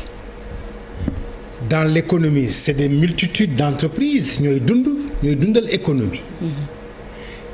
Une vie bancaire et financière c'est des multitudes de banques ñooy dundal économie bancaire. La vie politique aussi ça doit être une multitude d'acteurs qui acceptent de vivre de se parler. soxna si on se dit la vérité, au Sénégal, on ne se parle pas en politique. On s'invective. Voilà. Fii ci Sénégal. ci wàllu politique. dañu dul waxante. dañoo bañ ne duñu waxante. Sénégal laa gis sax ci politique ñu naan danga ma bañ. bu nu tolloo nag ci analyser relation politique yi ci bañante dafay doon lu bon pour sunu réew alors que politique ci étymologie wu politique doon na loo xamante ne ñi koy nangoo def dañuy waat ni may seen Baay Faal di leen dawal seeni soxla di leen régler seeni problème di leen organiser seen koom-koom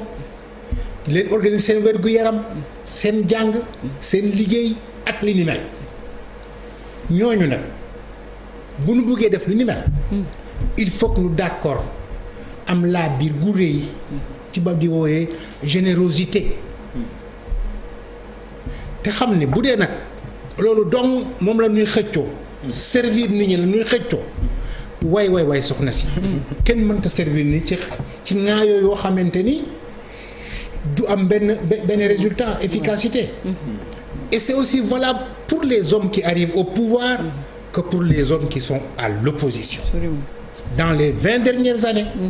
li ñu fi gis mooy loolu donc pour ñëw ci sa question bi ci sama xalaat daal yaakaar naa ni tudd nga fi sànq dialogue politique dialogue politique boobu bu doon loo xamante ni dañ ko toppoon ni ñu ko waroon a toppee maanaam li ñu fiy wax tey yëpp ñu mun nañ ci def économie bu ñu toppoon dialogue boobu dëgg wu ba xam ne liñ ciy wut mooy bu ñu yegsee ci jamono yu mel nii du ñu perdre temps daanu déggoo daañu saafantoo daanu ànd ree ci félicité kii encouragé kële dund gi continuer mais ñàkk d'accord a waxante mais plutôt di jéem a naxante ci sensu xam nga sama wolof dafa wéerul naxante ci sensu maa la gën a muus gën a ma muus loolu moom lañ war a bàyyi. Il faut que ñu wax sénégalais yi ne les hommes politiques et les femmes qui sont en politique il faut qu'ils aient la générosité le patriotisme bàyyi seen xel ni dëgg-dëgg bu dee liggéeyal 16 millions de sénégalais moo tax ñu bëgg a jóg nan ko def ci anam yoo xamante ni ku nekk comprendre ne man dong mënuma ko bu ko ñaar yi ma ne nag mooy dàq mais bu ci nekk itam ñeent ni xëy na mooy gën donc cette pluralité d'acteurs c'est ça qui fait vivre. Et pour conclure ci sa question bi à mon avis une cohabitation n'est pas une honte pour aucun régime démocratique. C'est le reflet d'une vitalité de démocratie. C'est aussi un baromètre de démocratie. Chirac et Mitterrand ils étaient des adversaires politiques en France. ñoom ñaar bokkuñu woon langue politique. mais ñuy dox di dox ba français yi ne léegi nag yow mii dañoo bëgg ñu def la homme politique nekkoon nga maire mais dañoo bëgg nga doon léegi homme politique di ci assemblée nationale. et puis ko keneen ki déggee xam ne ndegam man ñi ma fal ma leen di liggéeyal doon seen bàyyi faal ñoom ñoo def tànneef boobu mais naa xool lu ñuy toogee man ak moom ku ci nekk waat. li mu nam ma def ci réew mi man itam ma xam ne li ma nam ma def ci réew mi mën na am bu ma ci dégloo kàddoom wala baatam wala doxalinam mën na am mu gën a baax wala mu gën a rafet. loolu mooy cohabitation c'est pas une question que dama lay won ni maa yore pouvoir bi yow nga won ma ni yoruloo pouvoir bi. à mon avis la pluralité d'une assemblée nationale multicolore c'est un avantage pour tout le Sénégal mais à condition que les députés femmes et hommes ñi fay nekk xam ne une fois ñu dugg ci kër googu këru askan gi la na ko ñëpp respecté summi seen mbubu par parloo sol mbubu tricolore sunu drapeau national plutôt vert jaune rouge jàpp ne léegi député askanu Sénégal yépp la ñi fi yeewoo ak ñi yeewoo ci diaspora bu boobaa xëy na li ñuy ragal ci cohabitation di yaakaar ne fay indi ay affrontement ay blocage ay interdiction pour man loolu bokkul ci li nga xamante ni war na mën a dugg ci li ñuy xalaat ci cohabitation la cohabitation pour conclure ci en wolof mooy ñun ñëpp ci néegu sëy bi nga bàyyale ma nga baal ma ni ma ko waxee noonu mais ci foyer bi ci famille bi ñu xam ne ku ci nekk am na ci loo mën a def ci foyer kër gi kii mën na indi matt kii ne mën naa indi ndox kii ne fi ngay wutee ndox xam naa ne jafe na mais dama lay jàppaleel ne xalaatal la doo xamante ni suñu ministère bi toppatoo lu ni mel nii la ko mën a jaarale pour que ndox moom mu yegg si ci kër gi ñun ñëpp mu dund bu rafet mais bu ñu ko bëggee gis nag ci wàllu wujjee goo xamante ni wujjee jël jaasi ak jël paaka ak kaddu gu ñaaw ak kaddu gu rafetul kan du ci gagné. justement loolu la ñu gis sama Pape Mahawa parce que dañ doon wax adversaire politique mais léegi lépp lu ñu gën a gis mooy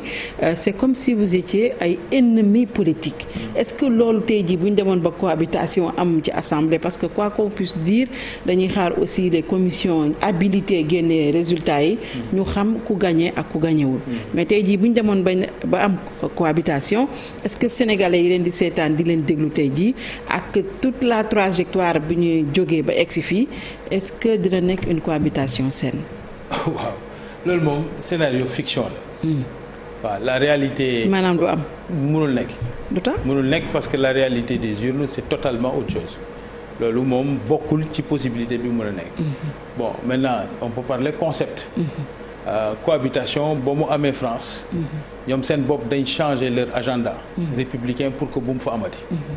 dañ jóge ci. septennat bi def quinquennat inverser le rythme entre législatif et présidentiel pour que loolu bu mu leen dalati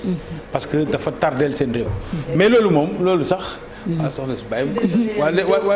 cohabitation c'est juste pour corriger c'est un fait waaw d'accord mais juste pour corriger. waaw d'accord loolu ma bantuwaat ko. Waaw. ba mu dalee France ñaari yoon. la classe politique dañ ko réformer les moo tax depuis Chirac amatu fa. parce que xam nañ ne baaxuloon seen réew. moo tax loolu dootu fa am cohabitation ute na itam ak pluralisme ci biir démocratie. par exemple nous si on félicite les listes qui ont gagné là. mais c'est parce que gëm nañ ne am na pluralisme il y a eu une percée de l'opposition. ça va animer le dynamisme politique. lii rek la loolu mooy dynamisme politique ci biir Assemblée nationale. mais cohabitation moom ña ko defoon muy France. génn nañ ci réformer nañ seen agenda ba nga xam ne loolu dalatu leen. ca Jacques Chirac la gëj a amee ba tey jii. te ñoom xam nañ expérience bi ñu demee déclaration Déthié Fall bi daf ci am loo xam ne d'abord je me réjouis de voir que sur les résultats soxna si weddiwul li ma wax. te ñëwaatu ci ay waxu opposition lay wax mais. ci ay waxu yeneen lay wax mais waxul ci résultat élection yi l'opposition la wax ne à 83 voix sur 165. l'opposition la wax. député. ñun je cite. siège. siège. loolu mu wax. député la. oui. quand il dit ça. siège. quand il dit ça. oui. il reconnaît au moins il parle de l'opposition. versus Benno Bokk Yaakaar. oui. s'ils ont 83 nous avons 82. waxul Yewwi. waxul wàllu opposition la wax. nous sommes majoritaires ça le confirme encore au moins en attendant que ñu continuer. li am ba des ci waxu démocratie bi ngeen wax c'est la vérité waruñ yegg ci defar réew mi rek. ba yenn niveau d'animosité yi. mais il y a des déclarations fortes qui ont été faites ici dans le pays. il faut qu'on soit vigilant et j'ai donné les exemples les journalistes agressés. les discours de haine qui ont été tenus. mais on sait qui les a tenus. kenn rek moo fi taxaw ne njiitu réew mi dafa bañ askan bi. c'est un scandale inacceptable en démocratie. gis nga nag au-delà des élections moi je parle par passion et engagement politique. pour mon pays et pour le continent. parce que suñu bàyyee nit muy def ñu di ko excuser. le jour bu mu ñëw sa buntu kër di ko taal dalay bett. et l'intérêt général pour ñu préserver ko il faut que ay principe rek jiite ko. su ko ay principe jiitee li bon fu mu munti dëkk daa bon rek.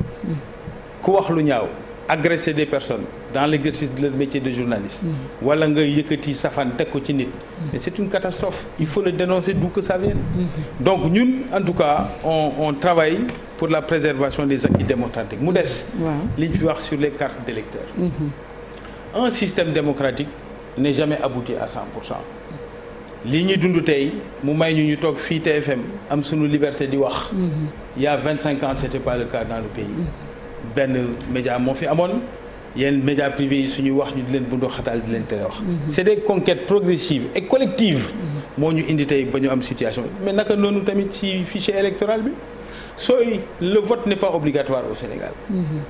kenn du la imposer carte électeur amul fenn fu ñuy wan nit il faut nga am carte électeur par force ci réew mi ça n'existe pas. peut-être qu'il faudrait le rendre obligatoire.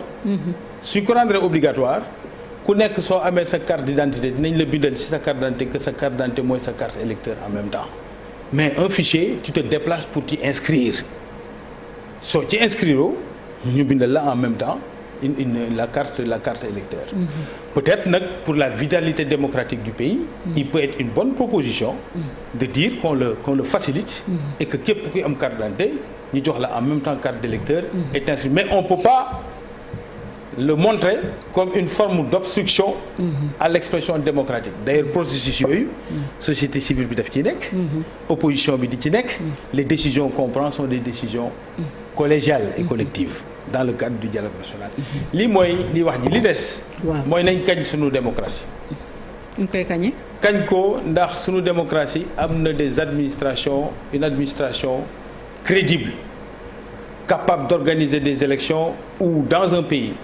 le régime en place perd sa capitale et l'accepte. C'est un luxe en Afrique fii dafay am c'est un luxe même dans d'autres pays loolu nag ñi nga xam ne quand ça les arrange ils disent que c'est très bien nous avons gagné le peuple sénégalais a sanctionné et quand ils perdent ils disent que c'est la manipulation de l'administration loolu faw mu jeex il faut ñu dindi loolu te loolu tous les observateurs doivent leur demander d'avoir un comportement responsable et républicain. Alors munoo soo gagné Saint-Louis ne gagné na soo gagné Dakar ne c'est magnifique. Soo gagné Thiès ne c'est une sanction. Et quand tu perds ailleurs. Et quand tu perds les élections. Tu dis que attention, oui à Mbour. Il y a un changement. Non, c'est les mêmes règles du jeu qui vous font gagner ailleurs, qui vous font perdre à Mbour. Et donc ça, il faut qu'on l'accepte. Et comme je disais, gentleman agreement bi foofu la nekk. Évidemment, respecter askan bi, c'est central. Mais ñi seq mbir mi ci seen mat ñoom rek ñoo mën a jox une face. boo xam ne elle est belle. pour la démocratie sénégalaise. En tout cas, c'est ce que nous appelons de tous nos vœux. Dans ces élections. Il faut que vous acceptiez que, bon, on va attendre les résultats officiels parce que ça aussi c'est important de le dire. Je le réitère. La tête de liste Mimi Touré a parlé en tant que dirigeante de sa liste qui est la liste de Benno Bokk Yaakaar. nee na man li ma jëlee ci samay mandataire lii la ma jox. loolu am na sañ-sañ bi. terewul nag les résultats officiels. fa mu war a génne fa lay génne. su génnee ñu constaté ko mais nous avons une forte confiance. Parce que nous avons constaté la réalité des bureaux de vote. Alors, et ce n'est pas contesté. wax na ko cohabitation bi moom bu leen ko sax xalaat du am assemblée nationale mais pour sénégalais yi nga xamante ne aussi def nañu seen choix démb vraiment li ñuy xaar mooy beneen type assemblée nationale de rupture même bu dee sax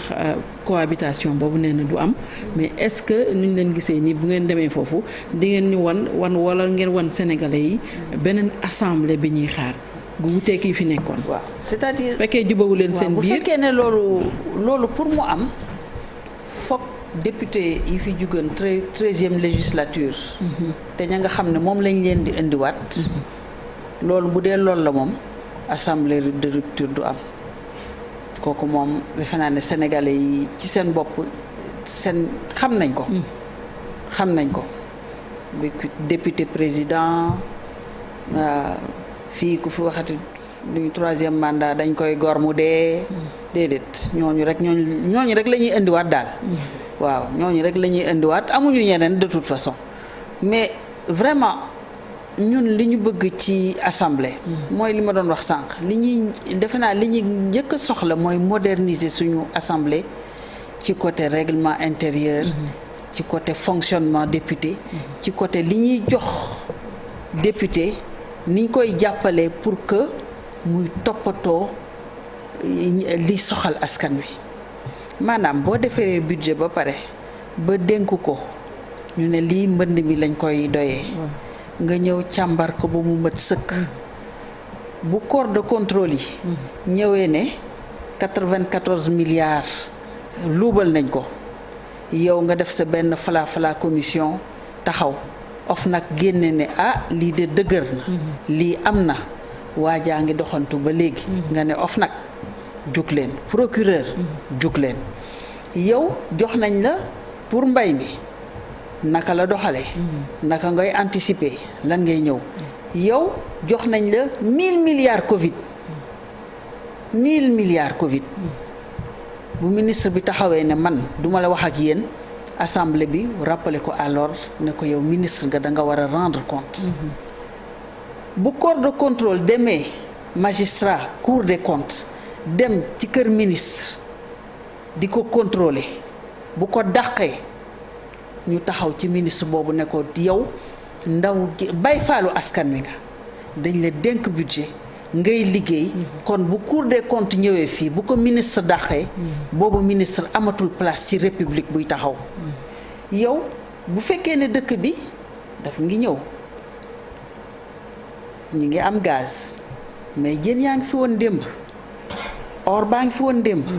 mine yaa ngi fi woon démb ñu gis ne que am nañ ay contrat yoo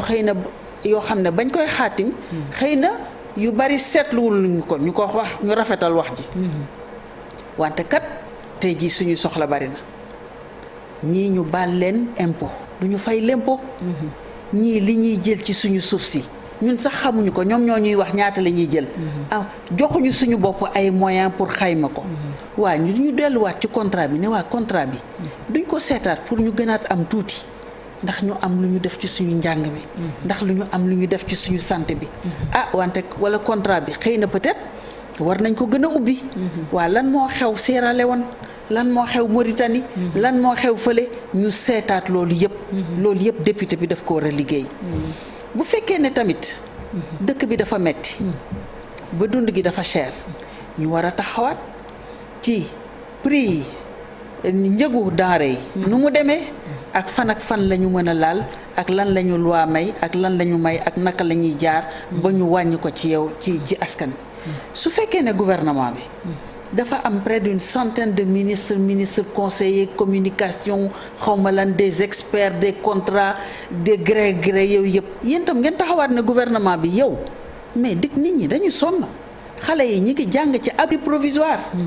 dëkk bi bu ñu kiiwee ay moto pompe la ñuy dindee seen ndox kon boog wàññi leen seen fonctionnement ngeen delloo ko ci askan bi kuréel yi ak kuréel yi dooleel leen ko kuréel yi ak kuréel yi teg leen ko ci suuf defe naa ne député bu weesoo biir assemblée nationale li mu war a indi ci proposition de loi bés bu député taxawee rek pour ne man damay càmbar xaalis bi suñu ñetti pepp yi nga xam ne bariwuñu ñu dénk ko ay nit ndax ñu ngi koy jëfandikoo ci anam yu sell ci anam yu gën ci anam bi nga xam ne yàq bi pasare bi dina wàññeeku defe naa ne su boobaa dinañu naw député te yooyu assemblée buñ ko mën a am li ñu njëkk mooy déjà ñu wàññi li ñuy wax raw gàddu bi nga xam ne yow da ngay ñëw rek mu neex chefu parti bi mu dugal la wala mu dindi la moo xam opposition moo xam pouvoir donc foofu la njëkkee ñu loolu buñ ko wàññee rek déjà député bi dina gën a dellu ci askan bi dina gën a xam ne que moom ci bu dellu see comme ni koy xale di waxee bu dellu see ca koñ ba fekk waa koñ ba taxaw di leen xool donc du fa def n'importe quoi. Mignane assemblée de rupture boobu nga xam ne boobu ba léegi moom la Sénégal di xaar bu fekkente ne on prend les mêmes et on recommence est-ce que on peut s'attendre à avoir une autre assemblée bi ñu bëgg. xam nga nag xuloo politiciens yi souvent dafay naqaree arbitré waaw moo tax souvent léeg-léeg dañuy bañ bokk ak ñoom ay waxaan parce que ñun lu ñu soxal xëy na ak leen soxal bokkul dëgg-dëgg bon mais chaque fois boo leen nu wooyee dañuy obligé di ñëw mais assemblée bu yees bu am vraiment bu taxawal askan wi soxal na leen yéen waa société civile mais bien sûr mais assemblée du yees ça se décrète pas kenn bu ko décréter duñ koy jëf ci jëfinu politique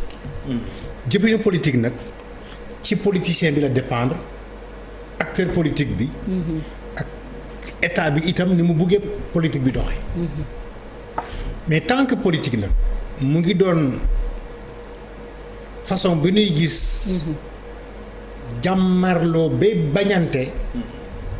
tant que ñu ngi ci loolu ñun li ñu namm ci politique xam naa du mun a am mais tout le monde sait que assemblée bi ñu génn gàkk-gàkk yi bari na ku ko waxul ak ku ko wax yoo xam nga ne daal am na ci loo xamante ni kenn rafetlu ko woon te nii itam ñun ñëpp sénégalais yëpp ñaanatuñu nag lu ni mel ñu ko fay dégg gis ay député ñu leen di jiiñ ne da nga passeport diplomatique da ngay laxas xaalis dëgg loolu war naa mën a doon loo xamante ni man warta am ci assemblée nationale et ça me fait penser ndem si yàlla paix à son âme le président Mamadou Dia ci un an avant muy gaañu ma yóbbu ko benn cadeau fin d'année benn livre bu ñu génne woon ñu toog waxtaan lu yàgg moom itam mu woo jabar ji soxna si ndeysaan nañ yàlla yërëm ne ko indil livre ba lépp pour Mignane mu may ma ko signal ma ko ñaanal ma ne ma nag Mignane ma ne ko mu ne ma dama bëgg ngeen xam ne yéen xëy na yéen a ñu ëpp diplôme ëpp ñu technologie mais ñun dañoo bëggoon réew mi ma ne ko mais papa loolu mooy mën a yéen bëgg leen réew mi seen génération bi fi nekk tey bëggul réew mi alalu réew mi la bëgg mu ne ma fi nga ma fekk nii kër gi nga ma fekk nii ma ne mu ne maa ko jënd ba ma nekk enseignant par crédit mu ne ma ci yéen kuñ ci nommé ministre 3 mois après mu changer logement changer mode de vie changer ay xarit changer doxalin wallahi lii li ma wax xam nga nag loolu bu fekkee loolu mooy politique du ñu am mukk rupture ci institution état yi alors que ñëpp xam nañ ne. mais dafa mel ni loolu moo fi nekk parce que ñëpp a ngi daw de wutali politique bi léegi. waaw xëy na nag loolu bu fekkee loolu moo fi nekk nag. dana xaw a jafe pour mu soppeeku. moo tax ma doon wax sànq ne pour mu soppeeku mu ngi dépendre ci homme politique yi ak femme politique yi ak acteur politique yi. bu nu xaymaa li ñuy def xaymaa li askan bi nam def. ak fi mu bëgg a dem ñoom nu jàpp ne ñoom ñooy bàyyi faalu askan bi. ñoom ñu war a soppi donc xëy na doxalin. nekk ci soxla askan bi. te bàyyi xalaat ci baatu. Maodo boobu Mamadou Dia. bëgg réew mi. mais non pas bëgg alalu réew mi. liggéeyal réew mi. mais non pas bëgg liggéey ndax yegg ci alalu réew mi. loolu pour man moo mën a tax donc ñu am rupture de pratique politique. jiital intérêt général. jiital intérêt général. alors kon kay yow la ñuy jeexalee Pape Mahawa wax na ko nee na yéen da ngeen di delloowaat rek la fa nekkoon parce que ña fa nekkoon ngeen fay yóbbuwaat te gis nañ ne 13e législature vraiment. y avait beaucoup de casseroles te sénégalais yi bokk na ci li tax nag xëy na ñu gën a envoyer un signal fort pour assemblée bi ñu bëgg ñu am ko une bonne fois pour toutes. est-ce que gëm nga ne mën nañ ko mën a am ci 14e bi. bien sûr parce que dañuy wax rek waaye man fi may yëggal wax ji mooy ci témoignage bi Serigne Mignane Diouf partagé si naka lañ war a mun a engagé woo pour sa askan. parce que le reste liberté individuelle la. il y a 165 députés. ku nekk am nga sa parcours ku nekk am nga sa identité am nga sa yar. député je pense que même bokkul ci enquête de moralité yi ñuy def comme ñi nommé dans des postes civils ak yooyu. peut-être qu'on devrait y arriver dafa am sujet yoo xam ne du sujet par parloo. sujet waxtaan la parce que ñi nekk seen liste yi. ñoom mënuñu waatal ne xam na ñëpp li ñuy def. kenn xamul nit foo jëm guddi ak li ngay def ak loolu def ak seen lijjanti. il faut qu'on ramène le débat à une réalité boo xam ne suñ ko fa tegee ñi seetaan xam nañu li ñuy wax mooy dëgg. kan moo mën a waatal 165 députés ku nekk lan ngay def lan mooy sa jikko ci yan trafic nga bokk ak loo bokkul l'essentiel c'est que députés yi ñuy wax yoon dal na seen kaw. c'est ça qui est important. Mais évidemment kenn du satisfaire des comportements yoo xam ne c'est pas correct. sur un député d'où qu'il soit opposition ou pouvoir mais fu ne la mën a jógee ndax loolu question comportement personnel la. mais li des mooy surtout ñoo xam ne quelle que soit finalement la motivation en tout cas man sama bopp laa mën a waxal. mun ma waxal keneen. man xam naa sama engagement ak sama pas-pas pour sama réew. nanguwuma kenn gën ma bëgg Sénégal gën ma bëgg le continent africain. gën ma bëgg la libération du peuple africain. nangulu ma ko kenn te du ma ko mus a nangul kenn. parce que c'est ma conviction mais loolu. ku nekk sa conviction personnelle la. ak sa parcours li des mooy peut-être pour daaneel mooy ñu rafet njort ci Sénégal. parce que quand on regarde le Sénégal sur le continent africain on n'a pas de raison ou même sur le monde on n'a pas de raison de rougir. fii xamuñu sëñ Mignane mi ban waaso la bokk lan mooy religion yow seetuma ko parce que ñun suñu culture ak notre legs démocratique. li fi mag ñi bàyyi ñoom Mamadou Dia ñoom Cheikh Anta Diop ñoom Léopold Senghor et bien d'autres. mooy ce legs là qui fait de nous les citoyens yi nga xam ne moom lañ doon tey loolu nag pour défendre ko il faut qu'on ramène les principes. duñu nangu ko fi wax waxu waaso ki nga tudd sànq ba mu ko defee dañ def communiqué officiel. officiel dal ci kawam ne ko ànduñoo ak moom on se désolidarise de lui on attend aussi cette réaction des autres partis lorsqu'il y a des errements. même su fekkee ne ay leaders lañ. qu'on les ramène à l'ordre et leur dise que lii mënoo ko def mënoo ko wax parce que ñun ñëpp ko bokk. ça c'est important te loolu mooy tax li nga nettali sànq fii ak yeneen yoo xam ne mooy le legs yi fi mag ñi bàyyi. ñu mun ko jëriñoo mun ko fee bàyyi. suñuy doom ak suñuy doomu doom mun ko fi fekk jëriñoo ko. parce que soo xoolee réew yi ñu wër xool sur le continent xool sur même d'autres pays le Sénégal reste et demeure un exemple. démocratie nag soo ko amee comme héritage il faut pas considérer que c'est un acquis. il faut considérer que il faut se battre pour le préserver et ñun ci liñ taxaw nag. mooy se battre par ce que disait Malcolm X. by any means necessary pour préserver ce legs-là. donc loolu mooy wax ji loolu mooy li nga xam ne mooy suñu amul nag système bu mat système boo gis rek am na ay insuffisances. Il faut travailler collectivement à l'améliorer suñu culture de dialogue ak suñu culture de consensus bi ñu xam ci réew mi. Je pense que suñ ko continuer di renforcer di ko pratiquer di ko valoriser. dina mën a doon loo xam ne dina préserver ce legs des pères fondateurs. Nous on veut pas les exécuter. On considère qu'ils ont fait un excellent travail. qui fait de nous les citoyens que nous sommes. bokkuñ ci ñi xalaat ne ku leen reyoon day dagan. waaw ndax xam na leader politique laataa ñuy ñëw nag tàggatoo def le dernier round. dañuy dem Thiès ndax Thiès tamit bokkoon na. Thiès tamit bëggoon nañu xam kan moo fa gagné ak kan moo fa perte. résultat yi defe naa wadd na dañuy nuyu Cheikh Anta maa ngi lay nuyu. oui maa ngi lay fay baax Adja Binta Diallo. mën nañu xam fu ngeen toll ci résultat yi. waaw résultat yi mi ngi doog a rot léegi. génn ci commission départementale bi ci tribunal. ñu gis ne nag waa Yewwi coalition Yewwi moo am 83 950 voix. Benno Bokk Yaakaar topp ci am 62 279 voix. Aar Sénégal am 8509 voix. Serviteur am 55 878 voix. Wallu am 7241 voix. Bokk Gis-Gis am 2028 voix. Donc bu ñu jëlee diggante Yewwi ak Benno Bokk Yaakaar daanaka différence bi toll na ci 21 671 voix. loolu la Benno Yewwi nag rawee Benno ñu gis na nag waa Benno sax waa Yewwi sànq rek doon nañu amal benn jàkkaarloog taskatu xibaar yi ki nga xamante ne moom moo nekk tête de liste bi di Birame Souleye Diop mi nga xamante ne waa Pastef la nekkit maire Thiès Nord moom nee na ngañaay lii daanaka lu ñu mérito la ndaxte yàgg nañoo maanaam bi nga xamante ne sax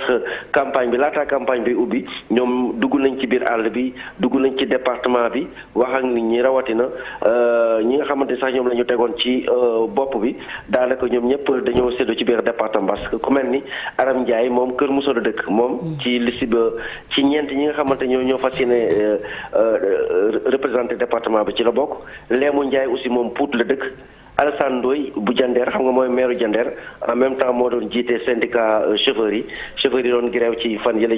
ci jamono ya ñu génn moom moo leen jiite woon muy Alassane Ndoye donc ñeent ñooñu ñëw représenté waa Yewwi ci département bu Thiès di Aram Ndiaye dëkk Kër Moussa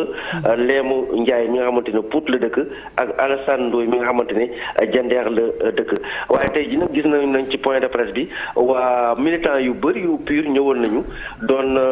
ndokkeel si ñi nga xamante ne ñoom la ñu fii ndaxte ki nga xam ne mooy Aram Ndiaye sax moom ci waa PUR la bokk kon nag Birame Souleye nee na daal mbir mi ñoom ak waa PUR ko bokkoon ak waa Wallu ñoom daanaka salle bi daa feesoon dell ñoom ñëpp ñëwoon doon sargal ñeent ñi nga xamante ni jàll nañ ci liste bi nga xamante ni moom mooy liste département bu Thiès. Très bien merci beaucoup Cheikh Anta Diop ñu ngi lay gërëm bu baax di nuyu waa Thiès yëpp xanaa jeexalee rek avec la victoire de Yewwi à Thiès. waaw nee nañu yéen a gagné ñu tàggatoo waale ak ci loolu. waaw suñu région bi moom ñu ngi ko doon xaar. donc à part Mbour bi xaw a jeexi jaxa donc Tivaouane ak Tivaouane bon bett nañu quand même mais c'était une bonne surprise. Thiès moom gisoon nañu lancé bi déjà ci local yi. bon ñuy féliciter ñoom Birame Souleye ak équipe bi yëpp foofu. di wax rek ne tam dëmm bi daal defe naa ne war nañ ko bàyyi daal tey jii fi ñu war a toll mooy ñu wax ju yenu maanaa daal. voilà waaw wax ju yenu maanaa. bàyyi fekk borom kër naan ko rebelle nga fekk borom kër naan ko yow da ngay ñëw taal Senelec da ngay ñëw taal TER nañu bàyyi yooyu daal. vraiment ñun Sénégal xamuñu yooyu te ñun ñi am famille Mali man mi dund guerre Tchad. su ma leen déggee ñuy foye loolu ñu may évacuer Libreville ay yu kenn xamul dama naan ñi ngi foye loo xam ne géntuñu sax le millième de ce que c'est géntuñu ko lan mooy loolu moo tax buñ koy wax man damay tiit dañuy wax damay tiit donc tey jii dañu war a dellu si suñu xel ñu ne loolu yëpp dañ ko doon wax élection locale yi moo taxoon ñu créer loi yi élection député yi moo tax ñu génnee wax yu mel noonu def enquête sérieuse te bàyyi tiital sénégalais yi dellu si waat xel parce que responsabilité état bi la muy ñëw di wër ci àddina bi yëpp naan Sénégal dafa am ay rebelle dafa am ay djihadistes ba pare di woo ay partenaires ñuy ñëw man loolu laa njëkk a wax ne kuy attirer économie comment tu peux faire commerce de ça c'est même boo ko amoon da nga koy seet sérieusement taxaw solennellement ni nga taxawee ci Covid bi ne nous sommes en guerre bés boo ko amee dëgg-dëgg yow jugal nga ñëw taxaw solennellement def les forces vives du pays ñu ñëw régler la loolu parce que c'est extrêmement sérieux bul yónnee ñu koy wax noonu wax joo xam ne après dañuy seet voilà nañu dellu sewaat Sénégal di jox gëdd ce qu'il faut et à ce pays-là et l'Assemblée nationale bi nga xam ne bu yàlla defee yëf yi jaar ci yoon li ñuy xaar tam ci président mooy démocratie apaisée daal man daal loolu vraiment démocratie apaisée pour man tolof bi ak fit yi ak yi ñuy wax sénégalais yi tout le temps c'est stressant yow da ngay ñëw sax sànq maa ngi waxtaan ak mi ñaan ci offre politique ak yooyu ci kii bi dama ne ko duñ la may sax yow nga jël sa cerveau di liggéey offre politique tellement li ñuy wax liggéey autour offre politique bi daf lay jël trop de temps et trop de stress pour nga am sa liste pour nga am sa parrainage pour nga respecter pour nga am sa résultat pour nga c'est loolu moo lay gën a jëlal temps que def benn cercle de réflexion comme on le faisait parce que fii la ñuy ñëw ñu naan yéen kat yéen a ngi toogoon di intellectuel nekk foofu di liggéey yéen xoole ngeen amu leen Sénégal yëpp dans les 15 000 xaw ma les 150 000 centres bureaux de vote amu leen fa ay nit lu tax toppatoowu leen loolu non nous on doit s'occuper de l'offre politique on doit s'occuper ñuy réfléchir ci Sénégal on doit réfléchir fan la ñu yóbbu Sénégal dans 5 ans dans 10 ans pas seulement pour gagner élection pas seulement pour que ñun ñu am poste tu vois man maa ngi woon liste nationale mais biñ ko dindee terewul dama ci laa gën a liggéey donc man loolu laa gëm donc pour man responsabilité président de la République mu bàyyi di tiital nit ñi ak ay loi yoo xam ne di seet ay ennemis di diaboliser nit ñi di leen booleeg kilifa diine yi di leen booleeg étranger yi sànq ba léegi répété na ñetti yoon sans s'en rendre compte benn litanie de phrases xam naa benn conseil en communication moo ko fa génne mais je me suis dit mais finalement peut-être que rhétorique la boo xam ne dañ ko war a jaay alors que sénégalais yi nee nañ leen loolu yëpp bon mais ñun dañu bëgg dem nañu voté ñibbisi nañu suñu kër def nañ suñu warugar ba léegi ñi ngi ko kale foofu continuer foofu nañu bàyyi loolu te ñu defaraat Sénégal lu suba daal te ñu may ñu tuuti ñu am tuuti affaire bañ a réduire l'opposition comme ni ñu ko tuddee ñu ñëw yegg si exercer le pouvoir dans toute sa sérénité mën a xalaat bañ a nekk tout le temps ci xeex ci defante ci seetante bàyyi dañ ko war a bàyyi daal dañ ko war a bàyyi soxla mi ñaan ñuy tàggatoo maa ngi leen di gërëm bu baax di gërëm politiciens yi ak politiciens yi di leen encourager di leen féliciter di leen ñaan itam ñu gën a dal nañ ñëpp ànd ak dal ànd ak tey gën a bëgg réew mi ku ci nekk di xëcc réew mi Mamadou Dia def ma noonu man ak Senghor li ñu boole du xaalis mu ne ki gën a bëgg réew mi moo nu boole dañ doon xëccoo ki gën a bëgg réew mi mais kenn mënoo la wax ni man ak Senghor xaalis nu boole mais dama ko doon wane maa la gën a bëgg réew mi moom mu bëgg maa woy itam woon ne man maa la gën a bëgg mu ne man nag léegi yéen léegi li leen di boole mooy xaalisu réew mi te boo xoolee li mu wax tous les grands conflits politiques ci leader politique yi mujj ci vingt dernières années yi xaalis moo nekk ci base ba kon nañ gën a góorgóorlu ngeen aaral ñu xaalisu réew mi aaral ñu koom-koomu réew mi aaral ñu moomeelu réew mi ba nga xamante ni bu ñu dee sax nelaw suñu xel dina dal xale yi itam loolu bu amee daañu am xëy na cofeel ak bëgg jóg fekke leen ci élection yi mais tant que loolu amul xale yi di dégg ni Maawa mi kat jël na 44 milliards madame Ndiaye jël na 44 milliards nga gis ne xale boobu jógal nga ñëw falal ma ñooñu tu penses que kooku dana ñëw donc doxalin bi ak jëfin bi nañ ci bàyyi xel bu baax buñ ci bàyyi xel bu baax ci langue politique bi lu bari dina soppeeku xëy na bu boobaa dana am rupture bu boobaa kenn dootul wax taux d'abstention ndax dañ xam ne kat ñi ñuy jiital ñu doon sunuy Baay Faal sunuy volontaire ñu ngi ci naaj bi ñu ngi ci àll bi di daw ñu ngi xalaat donc bu boobaa xëy na lépp dina soppeeku.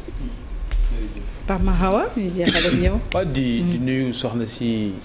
Diop vraiment je l'écoute toujours avec beaucoup d'attention et de plaisir parce qu'on sent que li muy wax dafa am bokk ci conviction très profonde et parce que moi je regarde les choses avec beaucoup de liberté un peu. L'altermondialiste, moi j'ai un passé politique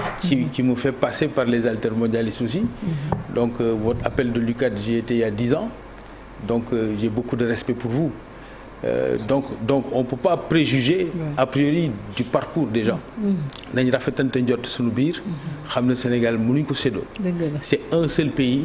avec aucune différence. Les temps politiques sont des temps courts. La vie des gens et leurs enfants et le legs qu'ils doivent donner va au-delà de ça. loolu nag fekk intégré wuñ ko dinañ am difficulté parce que ku nekk fa nga taxaw da ngay jàpp ne dëgg maa ko yor et sama dëgg dinaa ko imposer ñëpp loolu baaxul. Je pense qu'il faut qu'on arrive à respecter le legs des pères fondateurs. Absolument. Les pères fondateurs là nekk ci diine ji nekk ci république li ñu fi bàyyi dafa baax ba àddina yëpp nawee ñu ko. Moi je crois que chaque débat je parle des pères fondateurs en permanence mais loolu laa gëm et nous en tout cas c'est dans ça qu'on travaille donc loolu mooy je pense